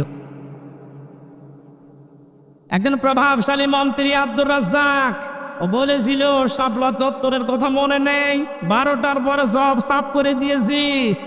ও মনে করেছিল আবার ওই রকমই কিছু করবে। ওবায়দুল কাদের সাহেব বলেছিলেন, আমাদের এই আন্দোলনের জন্য ছাত্রলীগই যথেষ্ট। যা যা করেছিল কোরআনে কারীম আমার মনে হচ্ছে 1500 বছর আগে না, 5 তারিখে আল্লাহ নাজিল করেছেন, আওয়ালাম তাকুনু আকসামতুম মিন ক্বাবলু মালাকুম মিন সাওয়াল। আল্লাহ পাক বলেন, হে নবী ওদের দিকে লক্ষ্য করেন, ওরা কি কথা বলতো না যে আমাদের কোনো রয় নেই, ক্ষয় নেই, আমাদের টার্গেট 41 সাল? এ কথা বলতো না? আমাদের কোনো লয় নেই, ক্ষয় নেই, আমাদের কোনো শেষ নেই, এই মনে করে চালাচ্ছিল। কিন্তু হঠাৎ করে আমার আল্লাহ এমন পরিকল্পনা দিয়েছেন, হাত্তা ইযা ফারিহু বিমা উতু, ওরা যখন আনন্দে আছে ওদের ওই সমস্ত বিষয় নিয়ে কিছুই মনে করে না, পাত্তা দেয় না। ফাআখাযনাহুম বাগতাতান, আমি আল্লাহ হঠাৎ করে তাদেরকে এমন ধরা ধরেছি, ফাইদা হুম মুবলিসুন, তারা বেহুশ হয়ে গেছে। এরা যে বেহুশ হয়েছে, এখন আদালতের দিকে একটু তাকালে, আপনি চেহারার দিকে তাকালে বুঝবেন। যদিও আজকে একজনকে শুনলাম জামিন দিয়েছে, সে যেই হোক, কথা বলছি এই কারণে, আমি তো 3টা বছর ছিলাম বিনা কারণে।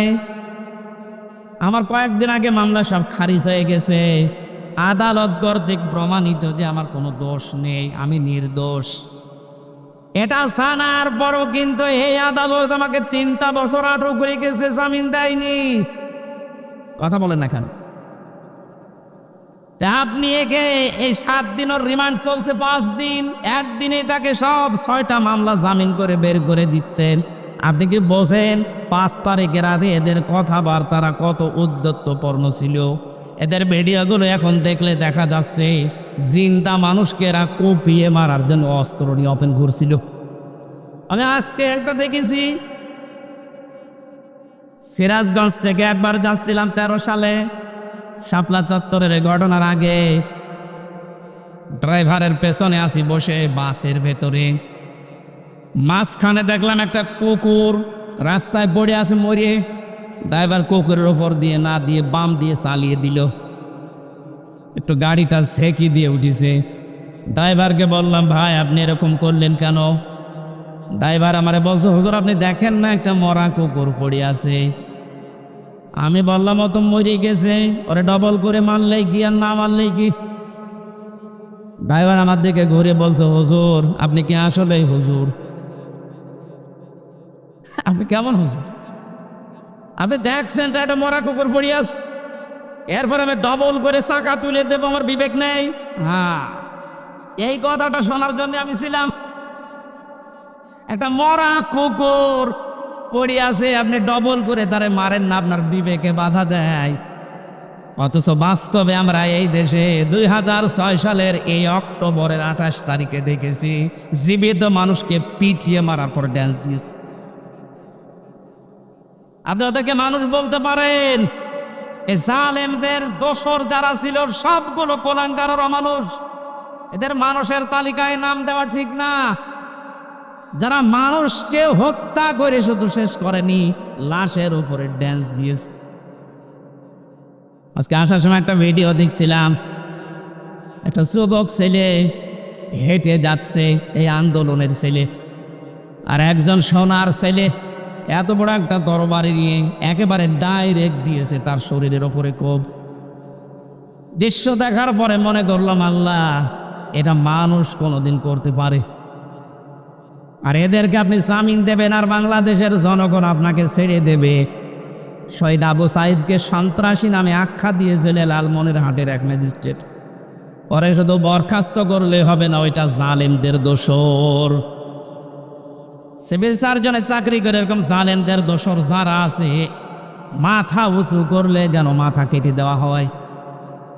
আমরা বিনা কারণে 3 বছর রাখতে পারেন, আর রিমান্ড চলছে, একদিনে জামিন দিয়ে দিয়েছেন, তাও 6টা মামলা। আপনি কি আর কি পেয়েছেন? বলে ওর জামিন পাওয়ার অধিকার নেই। আমার অধিকার ছিল না? আমার মামলাটা এই যে কয়েকদিন আগে যখন ঢিসমিস করে দিল, দেখার পরে আদালত বলছে একটা মামলা হইল, কি দিয়ে বিচার করবো, যা ফেলে দিল, সব খালাস। মনে মনে আসছিল, আল্লাহ মনে হয় জিজ্ঞাসা করে যে আদালত 3টা বছর তো আপনার কাছে মামলা ছিল, তখন তো বলেননি যে কিছু নেই, কে দিয়ে বিচার করব? আটক রাখলেন 30 বার উঠেছিল মামলা আমার, আর এখন আপনি একবার উঠতেই সব জামিন দিয়ে দিচ্ছেন। মানে যে মানুষগুলো উদ্যত্ত প্রকাশ করেছিল, অহংকার করে আল্লাহকে পর্যন্ত চ্যালেঞ্জ দিয়েছিল, তারা যদি আজ আস্তে আস্তে এভাবে ছাড়া পায়, আপনি মানবতা দেখাচ্ছেন। কোরআনের আয়াতে আল্লাহ বলেন, ওয়ালা তুখাতিবনি ফিল্লাযিনা যালামু, হে নবী নূহ, ওরা যখন পানির ভেতরে হাবুডুবু খাবে, ওই জালেমদের করুণ অবস্থা দেখে যেন আপনি আবার আমার কাছে দোয়া করতে যাবেন না যে আল্লাহ ওদের মাফ করে দেন। এ নিষেধকার। আরো জোরে বলেন। 950 বছর ওরা কি করেছে আপনি দেখেননি? আমি 15.5 বছর তুলে ধরলাম, আপনি দেখেননি? কত মানুষের বকখালি করেছে।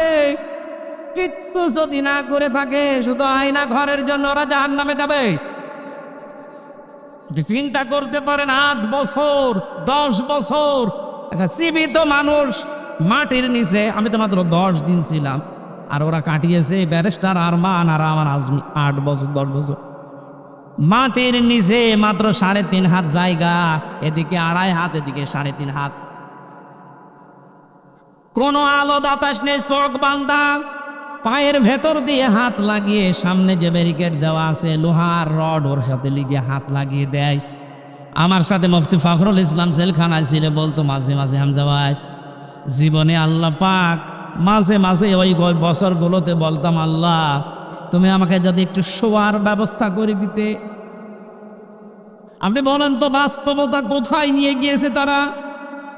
আমি পৃথিবীর ইতিহাসেও এরকম শাস্তি দেওয়ার কথা পড়িত নাই, শুনিও নাই, যে মানুষকে এইভাবে করে 8 বছর 10 বছর রাখা যায়। 3টা বছর জেলে থেকে আমার 14টা রোগ হয়ে গেছে। অথচ যেই লোকটা ব্যারিস্টার আরমান বের হওয়ার পরে সংবাদ সম্মেলন করে জানাচ্ছে এটা যে 24 সাল, উনি জানেই না কখন রাত হয়েছে, কখন দিন হয়েছে, তার মনে নেই। খাবার যা দিত ছোলা পচা, এরপরে মাখানো খাবার মনে আছে কেউ মাখিয়ে রেখে গেছে, ওই খাবার পচা, দুর্গন্ধ, খেলে খান, না খেলে মরি যান। আমরা মাঝে মাঝে রিমান্ডে বলতো, হুজুর এই যে বিশাল নালা দেখতে পাচ্ছেন, এই নালা দিয়ে বহু মানুষকে কারেন্টের শর্ট দিয়ে আমরা এই পুকুরের ভেতরে ফেলেছি। এই কঠিন ভয়ঙ্কর দৃশ্যগুলো সামনে আসে, আপনি এরপরও জালেমদের পক্ষে সাফাই গান, যা পা ঘাবড়াবেন না। আপনি মানুষ, আপনি ঘাবড়ালে আমরা নরম হয়ে যাই। আর মাঝে মাঝে সাহস দিচ্ছে, আপনি চট করে ঢুকে পড়ে আসেন। আপনি চট করে ঢোকা দরকার নেই, এই দেশের জনগণ আপনাকে নিয়ে আসবে। যা করেছেন এই 15.5 বছরে, ওই 6 সালের 28 অক্টোবর থেকে শুরু করে 24-এর 5 আগস্ট পর্যন্ত প্রত্যেকটা হত্যার হুকুমদাতা হিসাবে আপনার বিচার করা দরকার। আয়াতের শেষের শব্দ ছিল ওয়ালা তুখাতিবনি ফিল্লাযিনা যালামু ইন্নাহুম মুগরাকুন। হ্যাঁ নবী নূহ, ওরা যখন পানিতে ডুবে মরবে তখন ওদের পক্ষে আপনি আমার কাছে সাফাই গাবেন না, আমার কাছে মাপ চাবেন না। 15.5 বছর পরে ওদের এখন যে দৃশ্য, ইঁদুরের গর্ত পাচ্ছেন না, বের হলেই মুখ বের করলে ধারা খাচ্ছে হাজার হাজার কোটি টাকা নিয়ে। যত অপরাধ করে যে অপরাধের শাস্তিগুলো এখন দেওয়ার সময় এসে গেছে। কথা বল, এই সমস্ত জেল জরিমানা, এদের ওই রিমান্ডে কষ্ট দেওয়া দেখে যদি কারো মায়া লাগে, কোরআনের এই আয়াত কেটে বাদ দিয়ে দিন। আল্লাহ বলছেন ওই জালেমদের দুরবস্থা দেখে যেন হে নবী আপনার মায়া না লাগে, আমার কাছে আবার কিছু বলতে যাবেন না। সুতরাং আমরাও এখন এই 15.5 বছরের যে শোধ পাচ্ছি, এই যে শব্দ ছিল ক্বালা ইন তাসখারু মিন্না ফাইন্না নাসখারু মিনকুম কামা তাসখারু। হযরত নূহ আলাইহিস সালাম বলেছিলেন, তোমরা যা করছো আমার সাথে হাসি ঠাট্টা, সময় কিন্তু আমারও আসবে, আমিও কিন্তু ওই রকম হাসি ঠাট্টা করব। সে সময় এসে যায়নি। সুতরাং এখন কোনো মায়া দেখানো নেই। অনেকে টাকা পয়সা খেয়ে তাদেরকে দলে ভিড়াচ্ছেন। জালেমদের কোনো দল নেই, জালেমদের কোনো মত নেই। একটাই পরিচয়, ওরা আল্লাহর মামলার আসামি। এক কথা বলে না কেন, 1400-1628টা চেয়ার ছিল এই দেশে, মেন চেয়ার। 1628টা চেয়ারের প্রত্যেকটা জালেম। এই জালেমদের পক্ষে আজ অনেকে দেখছি সাফাই গাচ্ছে, বলছে এখান থেকে বদলি করে অমুক জেলায় দিয়ে দাও। কিনো, আমি একটা মানুষ, আমাকে এখান থেকে বদলি করে কুষ্টিয়ায় দিলে মানুষ পাল্টাবে? যে জালেম সে জালেমই তো থাকবে। সুতরাং আমরা জালেমদের এই বদলি চাই না, ওদেরকে অপসারণ চাই, চেয়ার থেকে জীবনের মতো নামিয়ে দিই। কোনো জালেমের দরকার নেই। বৈষম্য বিরোধী ছাত্র আন্দোলনে যারা জীবন দিয়েছে, ওদের উদ্দেশ্যে যে 9টা সামনে দেখেন সংস্কার চেয়েছিল, ওরা বৈষম্য বিরোধী, বৈষম্য দূর করার জন্য ওরা চেষ্টা চালিয়েছিল। সুতরাং যারা 15.5 বছরে বৈষম্যের শিকার হয়ে ফার্স্ট ক্লাস পাওয়ার পরেও তারা চাকরি পায়নি, এক কথা বলে না কেন, শুধু কোটা কোটা কোটা এসব খেয়েছে। এই মেধাবীদেরকে এখন এই চেয়ারগুলোতে বসা, এ দাবির পক্ষে আপনারা নেই। এ দাবির পক্ষে আমরা শুধু না, কোরআন এ দাবির পক্ষে। যারা এতদিন অবহেলিত ছিল, এই মানুষগুলোকে তাদের আসল জায়গায় ফিরিয়ে দেন। আমরা চাচ্ছি সংস্কার যখন আরম্ভ হয়েছে, ডক্টর মোহাম্মদ ইউনূস অলরেডি 100 জনের 65 জন প্রায় পাল্টিয়ে ফেলেছে। এই কথা বলেন না কেন, 100 জনের প্রায় 65 জন পাল্টিয়ে ফেলেছে, এখনো 35টা আছে। আমরা চাই এগুলো ইমিডিয়েটলি পাল্টা।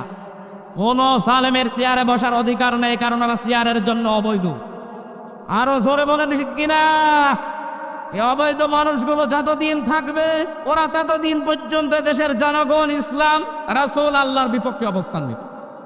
গতকালকে বুয়েটের এক শিক্ষক আল আমিন সিদ্দিক এই কোলাঙ্গার বলেছে, নবীজির জীবনী বুয়েটে আলোচনা করা চলবে না। 96 নবীর উম্মত আমরা এখানে বাস করি, নামাজ পড়ি না পড়ি সেটা যে বাদ দিলাম, কিন্তু নবীর উম্মত আমরা, নবীর জীবনী চলবে না ওরকম বুয়েটে দেশে দরকার নেই। মুসলমানের নবীর উম্মতের টাকা দিয়ে বুয়েট চলবে, আর সেখানে নবীর জীবনী শোনানো যাবে না? কি হয়েছে কি? বুয়েট কি ঢাকা বিশ্ববিদ্যালয়ের চাইতে উপরে হয়ে গেছে? ঢাকা বিশ্ববিদ্যালয়ে যদি নবীর সিরাত অনুষ্ঠান হতে পারে, বাংলাদেশে আর কোন জায়গা বাকি থাকতে পারে বলেন তো? সুতরাং আমরা চাই, এ জালেমের খবর নিলাম, এ কোলাঙ্গার ওই জালেমের সময় নিয়োগ পেয়েছে, ওই 5 তারিখের আগে বিদায় নেওয়ার আগে ওরে নিয়োগ দিয়েছে। আমরা চাচ্ছি, এটা আমার মাইক হাতের সামনে, আমি একা না, আমি 18 কোটি মানুষের পক্ষ থেকে কথা বলছি। এখন আমরা চাই অতি তাড়াতাড়ি এই আল আমিন সিদ্দিক, এই কোলাঙ্গারকে ওখান থেকে অপসারণ করা হোক। একটা রেকর্ডের সামনে কোনো সালেম আর মাথা তুলতে পারবে না, আর এটা ছাড় দেন আবার বের হবে আর এক সালে। আমি আহ্বান জানাচ্ছি আরএফএল এবং প্রাণ কোম্পানির যারা দায়িত্বে আছেন, অনেকেই কিন্তু এখন মুসলমানদের ছেলেমেয়েরা বলছে আমাদের নামাজ পড়ার সময় দেয় না। এই দেশে নামাজ পড়ার জন্য মাত্র 10-12 মিনিট 15 মিনিট সময় লাগে। এই সময়টা যে প্রতিষ্ঠান দিতে চায় না, ওইরকম প্রতিষ্ঠান বন্ধ করে দেওয়া দরকার। আমার ভাইরা, হযরত নূহ আলাইহিস সালাম ফাসাউফা তা'লামুন তাদেরকে বারবার ঘোষণা দিয়ে জানিয়ে দিলেন, এতদিন পর্যন্ত ঠাট্টা বিদ্রুপ উপহাস করতে আমার সাথে নৌকা বানানো দেখে এবার আমি তোমাদেরকে প্রকাশ্যভাবে ঘোষণা দিলাম, সময় এসে গেছে খুব তাড়াতাড়ি। হাত্তা ফাসাউফা তা'লামুনা মাইয়াতিহি আযাবুন ইয়াখযিহি ওয়া ইয়াহিল্লু আলাইহি আযাবুম মুকিম। তোমাদের ভেতরে কাউকে কাউকে আল্লাহ এত বেশি লাঞ্ছিত করবেন, অপমানিত করবেন, নিকৃষ্ট আযাব দিয়ে ঢেকে রাখবেন। আগস্টের 5 তারিখের পর থেকে এই 2 মাস 3 দিনে আমার অনেক কিছু দেখা শেষ হয়ে গেছে। তার অন্যতম হচ্ছে এই কালামানিক আলেমদের বিরুদ্ধে যত অবস্থান নিয়েছিল, বিশেষ করে কোরআনের পাখির বিরুদ্ধে। মাওলানা দেলাওয়ার হোসেন সাইদিকে ওনাকে ফাঁসি দিতে পেরে জীবনের সবচাইতে বড় কাজ করেছে। আল্লাহকে এত বেশি অপমান করেছে, এই দেশে কলার পাতাও শুইয়েছে, বিসি গেছে উড়ে। ওর এখন অবস্থা জেলখানায়, যা বাঁচতেও পারে মরতেও পারে, ওরকম শয়তান বেশি থাকার দরকার নেই। ওগুলো সমাজের জন্য, মুসলিম দেশের জন্য ক্যান্সার হলে কি করা লাগে? কেটে ফেলা লাগে। কি করা লাগে? আমরা চাই এদেরকে বাদ দিয়ে দেন এই সমাজ থেকে, এরা এ দেশের জন্য ক্যান্সার। আবার যদি বেঁচে থাকতে পারে, হযরত নূহ বলেছিলেন ইন্নাকা ইউদিল্লু ইবাদাকা ইন্নাকা ইন তাযারহুম ইউদিল্লু ইবাদাকা ওয়া লা ইয়ালিদু ইল্লা ফাজিরান কাফারা। হে আল্লাহ, এদের একটা আন্দা বাচ্চা পর্যন্ত যেন না বাঁচে, যেটা বাঁচবে ওটা হবে আরেক কুলাঙ্গা। সুতরাং যে মানুষগুলো আলেমদের বিপক্ষে সারা জীবন অবস্থান নিয়ে কাটিয়েছে, ওর পক্ষ থেকে দুনিয়া যেইটা আসবে ওইটা হবে ওর সাথে খারাপ। সুতরাং আমরা চাই না এদেশে নবী বিরোধী, আল্লাহ বিরোধী, রাসূল বিরোধী, আলেম বিরোধী লোক থাক। কথা বলে না কেন? আমরা চাই এই ক্যান্সারগুলো বিদায় নিয়ে খুব তাড়াতাড়ি আমরা যেন এদেশে আল্লাহর বিধান নির্বিঘ্নে মানতে পারি। বলেন আমিন। নূহ আলাইহিস সালাম এই যে ঠাট্টা বিদ্রুপ দেখার পরে তিনি জাতির যে এই নেতা গোছের লোকদেরকে বলেছিলেন, হাত্তা ইযা জাআ আমরুনা ওয়া ফারাত তান্নুর ফাসলুক ফিহা কুল নাহমিল ফিহা মিন কুল্লিন যাওজাইনি ইসনাইন ইলা আখিরি আয়াত। যখন আল্লাহর বিধান বা আল্লাহর আদেশ এসে গেল, আল্লাহ পাক নূহ আলাইহিস সালামকে বললেন, এতদিন পর্যন্ত ঠাট্টা বিদ্রুপের সর্বশেষ চূড়ায় পৌঁছিয়ে গেছে। তোমাকে যাওয়া আসার সময় শুধুমাত্র উল্টাপাল্টা কথা জানিয়েছে। এখন আমি আল্লাহ তোমাকে যে আদেশ দিয়েছিলাম যে নৌকা তৈরি করো আমার বিধান মতো, আমার তত্ত্বাবধানে, নৌকা যে 3 তলা বিশিষ্ট, 3 শ্রেণীর মানুষ জিনিসকে আমি এই নৌকায় উঠাবো। 3 শ্রেণীর মানুষের জন্য, 3 শ্রেণীর বিষয়ের জন্য নৌকা তৈরি করা শেষ। ওরা যখন ঠাট্টা বিদ্রুপে মত্ত আছে, তখন আল্লাহ দুনিয়া আকাশের যে যত রকমের বৃষ্টি দেওয়ার জায়গা, পানি ওঠার জায়গা সব খুলে দিলেন। এই যে তান্নুর শব্দের শাব্দিক অর্থ হচ্ছে চুলার ভেতর থেকে আল্লাহ পানি তুলে দিলেন। ওই দেশে যত মানুষ রান্না করে খেত, রান্নাঘরের এই চুলার মাঝখান থেকে যখন পানি ওঠা আরম্ভ হয়েছে, চুলা থেকে আগুন বের হয়। কি বের হয়? চুলা থেকে যখন এর বিপরীত পানি বের হওয়া আরম্ভ হয়েছে, উপর থেকে পানি, নিচ থেকে পানির ফোয়ারা উঠতে উঠতে সারা পৃথিবী পানি পানি পানি হয়ে যাচ্ছে। হযরত নূহ আলাইহিস সালামকে আল্লাহ বললেন, তুমি এবার ওঠো, বহন করো প্রথম নম্বরে জোড়ায় জোড়ায় এই পৃথিবীর যে আর তোমার আয়ত্তের ভেতরে যারা আছে, জোড়া জোড়া যারা আছে, এই জোড়াদেরকে নিচতলায় দিয়ে দাও। পশু পাখি জীবজন্তু জানোয়ার জোড়া জোড়া তুলতে থাকো। 2 নম্বরে ওয়াহলাকা, তোমার পরিবারস্থ লোকদেরকে তোলো। একটু খেয়াল করেন, তোমার পরিবারস্থ লোক যারা আছে তাদেরকে তুমি এই নৌকায় আশ্রয় দাও, তুলে নাও। কিন্তু তোমার সন্তান ইয়াউম বা কিনান, 2টা নামে আছে তাফসীরে, ইয়াউমও আছে কেনানও আছে। এই সন্তান এবং তোমার স্ত্রী যে গোপনে ওই জালেমদের দোসর ছিল, স্ত্রী এবং সন্তানকে নৌকায় তোলা যাবে না। তার মানে বোঝা যাচ্ছে নৌকা, নূহ নবীর নৌকায় কোনো জালেমকে, সে যদি নিজের আপন সন্তানও হয়, নিজের স্ত্রী হয়, তাকে নৌকায় ঠাঁই দেওয়া যাবে না। আরো জোরে বলেন। 15.5 বছরের দৃশ্য পোড়াটা উল্টা। নৌকায় তুলে সে শুধু জালেমদের দেখে দেখে, কথা বলে না কেন? আপনি তাকিয়ে দেখেন তো কোনটা ভালো বলেন। আপনি একটা দেখান যে এইটা না, এইটা ভালো ছিল। যেটা ভালো মনে করতাম, দরবেশ 36,000 কোটি টাকা ইনকামি করিস। এটা চেহারা দেখে, দাড়ি দেখে, টুপি দেখে সব সাদা। ওর মাথা থেকে শুরু করে নিচ পর্যন্ত সব সাদা। এত বড় দরবেশ যদি এত টাকা মারিং কাটিং করে, আর ওর যে চরিত্র এখন বের হচ্ছে, শয়তান অপনিচে নামে না। কথা বলো না কেন?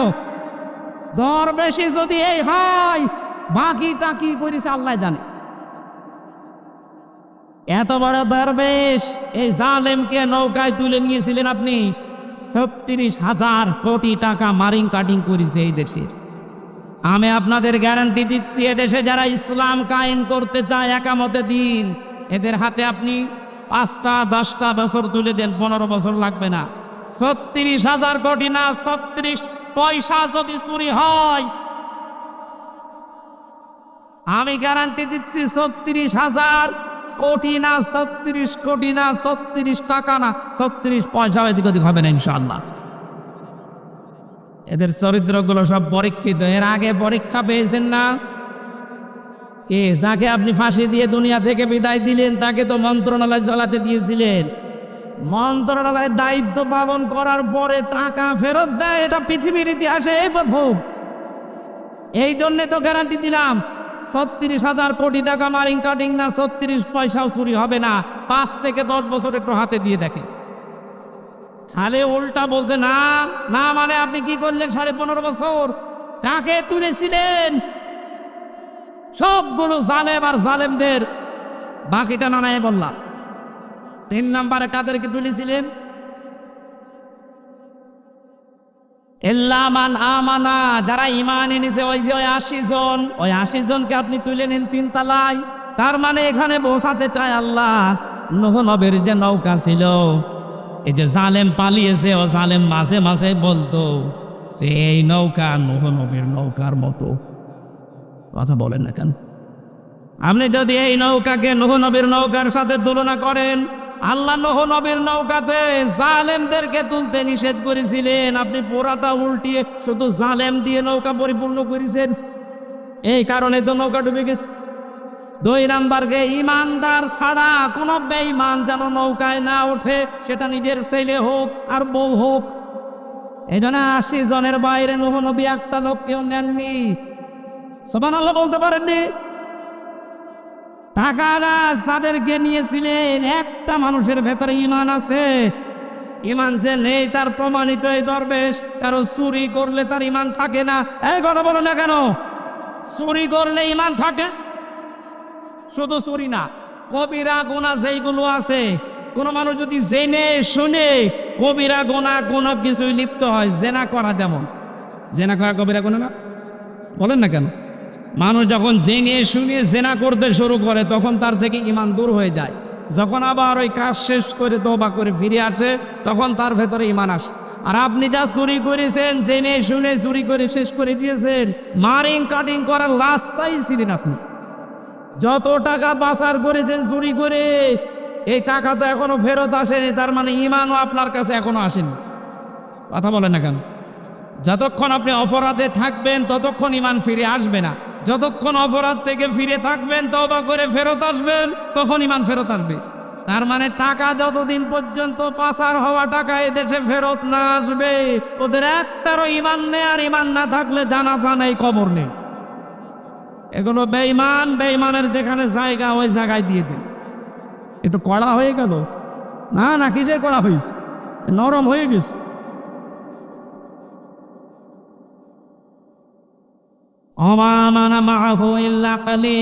আল্লাহ বলেন তাদের ইমানদারের সংখ্যা যেহেতু কম ছিল, মাত্র 80 জন।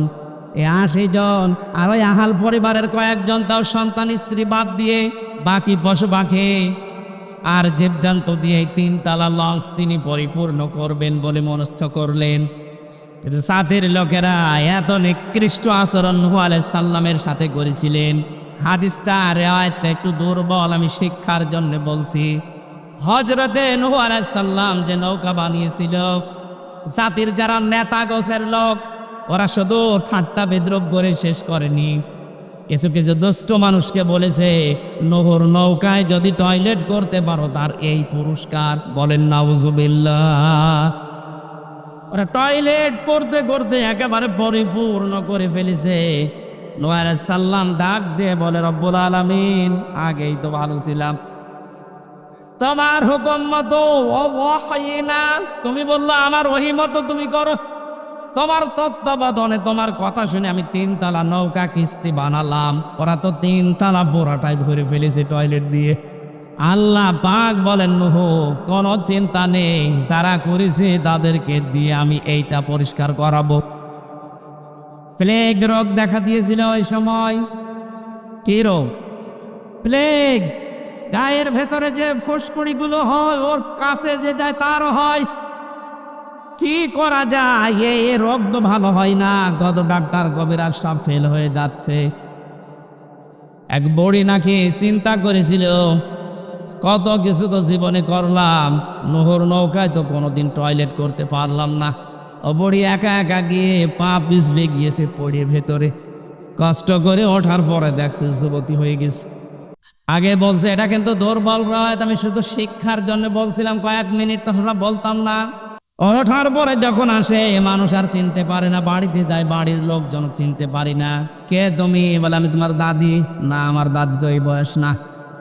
শেষ পর্যন্ত কথাবার্তারা যখন শোনার পরে দেখা গেল নূহর নৌকায় ডুব দেওয়ার কারণে যুবতী হয়ে গেছে। ও দেশে যারা বুড়ো মানুষ বলছে এখন যুবক হব, যুবতী হব।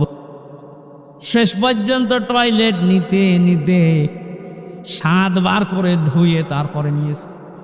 আল্লাহ বলেন, নূহ যেটা করেছিলে তুমি, ঠিক তার তুলনায় আরো 3-4 গুণ বেশি পরিষ্কার হয়ে গেছে। এ পৃথিবীতে আল্লাহর কৌশল যেটা, জালেমদের কৌশল করতে করতে যেখানে শেষ হয়ে যায়, আল্লাহ পাক বলেন ওই জায়গা থেকে আমি আল্লাহ কৌশল আরম্ভ করি। শেষ পর্যন্ত নূহ আলাইহিস সালামের কাছে একজন বুড়ি মহিলা ঈমান এনেছিল, 80 জনের ভেতরে একজন। এটাও দুর্বল রায়াত, আমি শিক্ষার জন্য বলছি। আল্লাহর উপরে তাওয়াক্কুল, ভরসা থাকলে আল্লাহ যে কিভাবে তাকে বাঁচায়। নূহ আলাইহিস সালাম যখন বললেন এলাকার মানুষের আল্লাহ পাক বৃষ্টি পাঠাবে, বন্যা পাঠাবে, জলোচ্ছ্বাস পাঠাবে, পানি আসবে, ফাখাযাহুমুত তুফান, তুফান আসবে, তোমরা সব সতর্ক হও। যারা ঠাট্টা বিদ্রুপ গলে উড়িয়েছে, এই বুড়ি কিন্তু ঈমান আনার পরে ডাক দিয়েছিল, নূহ শুনেছি তোমার আল্লাহ নাকি গজব পাঠাবে। আল্লাহ যদি গজব পাঠায় তাহলে আমারে নিতে কিন্তু তুমি ভুল করো না তোমার ওই নৌকায়। নূহ আলাইহিস সালামের 3 স্তরে সাজাতে সাজাতে ওনার আর ওই বুড়ির কথা মনে নেই। একাধারে 40 দিন চলছিল ওইটা। 40 দিন একাধারে চলছে এই নৌকা।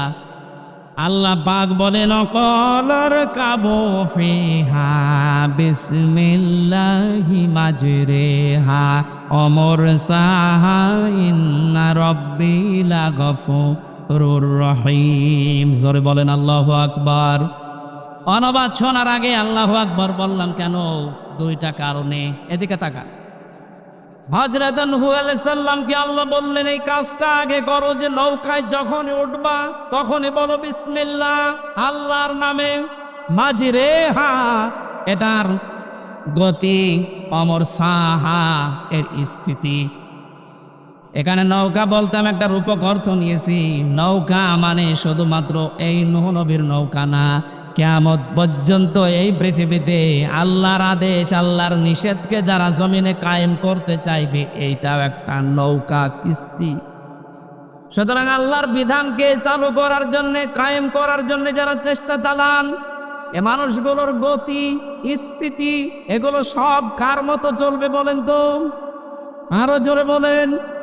এজন্য আমরা যারা দিন কায়েমের জন্য এই দেশে দীপ্ত শপথ নিয়েছি বা নেব বলে আশা করছি, কোনো চিন্তা নেই, নির্দ্বিধায় আপনি জীবন জান মাল ইজ্জত আবরু এ রাস্তায় খাটাবেন।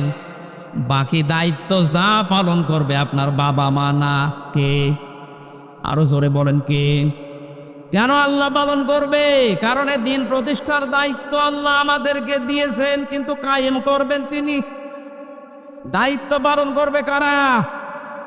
এজন্য মানুষ যখন মুসলমান হয় তখন এই কথা বলা লাগে, ইন্না সলাতি ওয়া নুসুকি ওয়া মাহইয়ায়া ওয়া মামাতি লিল্লাহি রাব্বিল আলামিন। জবান খুলে যার মুখস্থ আছে কোরআনের সোনালী আয়াত পড়েন, বলে ইন্না সলাতি ওয়া নুসুকি ওয়া মাহইয়ায়া ওয়া মামাতি লিল্লাহি রাব্বিল আলামিন। একদিন দুই দিন না, 40 দিনের গতি এবং স্থিতি চলছিল। এই নৌকা কোথায় যে থামবে, কোথায় যে স্টিল হবে, কোথায় কোথায় নোঙ্গর করবে। এখান থেকে আমি শিক্ষা দিতে চাই, এই দেশে যারা দিন কায়েমের জন্য দীপ্ত শপথ নিয়ে নিজের জীবনের সব কিছু শেষ করে দিয়েছে, এই রংপুরের কৃতি সন্তান জনাব এটি মাজহারুল ইসলাম আজ 12 বছর জেল খাটতেছে। মাওলানা মতিয়ার রহমান নিজামী সাহেব জীবন পর্যন্ত দিয়ে চলে গেল। এনাদের পরবর্তীতে আজ যারা দায়িত্বে এসেছে, এরা যদি কোনো কর্মসূচি দিন কায়েমের জন্য দেশে দেয়, কর্মে যারা আমরা আছি নির্দ্বিধায় আপনি পালন করে যাবেন, কারণ নির্দেশ আমার আল্লাহর পক্ষ থেকে আসতেছে। আমি এখানে কথা শুরু করার প্রথমেই বলেছিলাম 2024 সালের 5 আগস্টে দেশে স্বাধীন হওয়ার পর ক্ষেত্র তৈরি হয়ে গেছে দিন কায়েমের। কথা বলেন না কেন? ষড়যন্ত্র হচ্ছে আন্তর্জাতিকভাবে এবং দাদাদের পক্ষ থেকে। কোনো কিছু আসবে না ষড়যন্ত্র করে।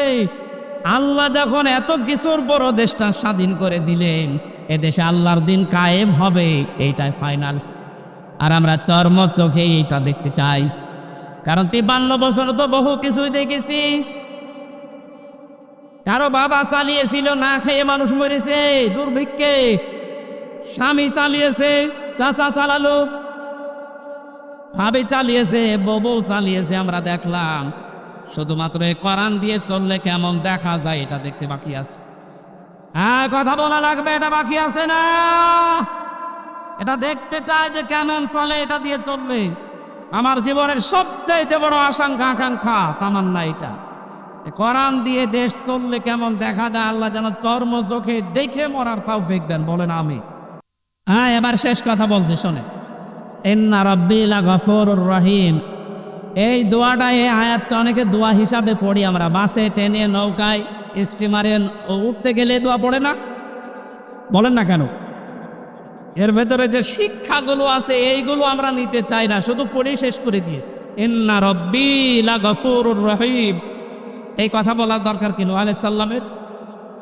হযরত নূহ এই কথা বলেছিলেন এই জন্যেই, ওই যে নৌকা তৈরি করা থেকে শুরু করে আজকের এই নৌকায় যে 40 দিন একাধারে চলছে, এর ভেতরে যদি কোনো ত্রুটি বিচ্যুতি, কোনো ভুল হয়ে যায়, তাহলে আমার রব গফুর এবং রহিম। জোরে বলেন সুবহানাল্লাহ। আমার জীবন তো ভুলে ভরা, এরপরও আল্লাহ খাদেম হিসাবে, দিনের কর্মী হিসাবে আমাকে দিয়ে কিছু কাজ, আমাদেরকে দিয়ে কিছু কাজ করাচ্ছে।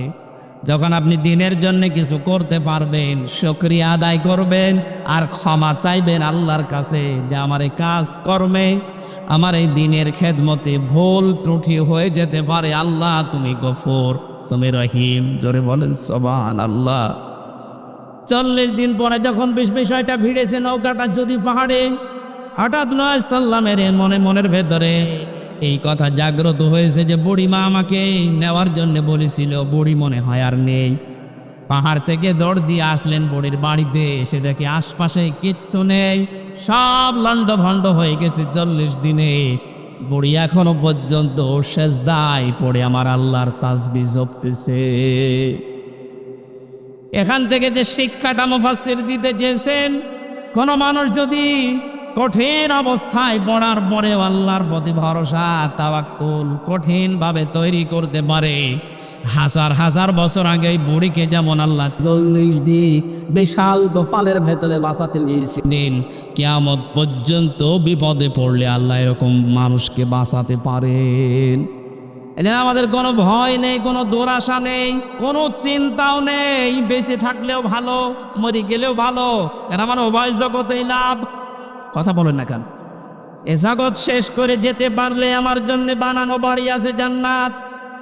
এজন্য আমার টার্গেট থাকবে কি করে এই জমিনে আল্লাহর বিধানকে কায়েম করে দেখাতে পারি।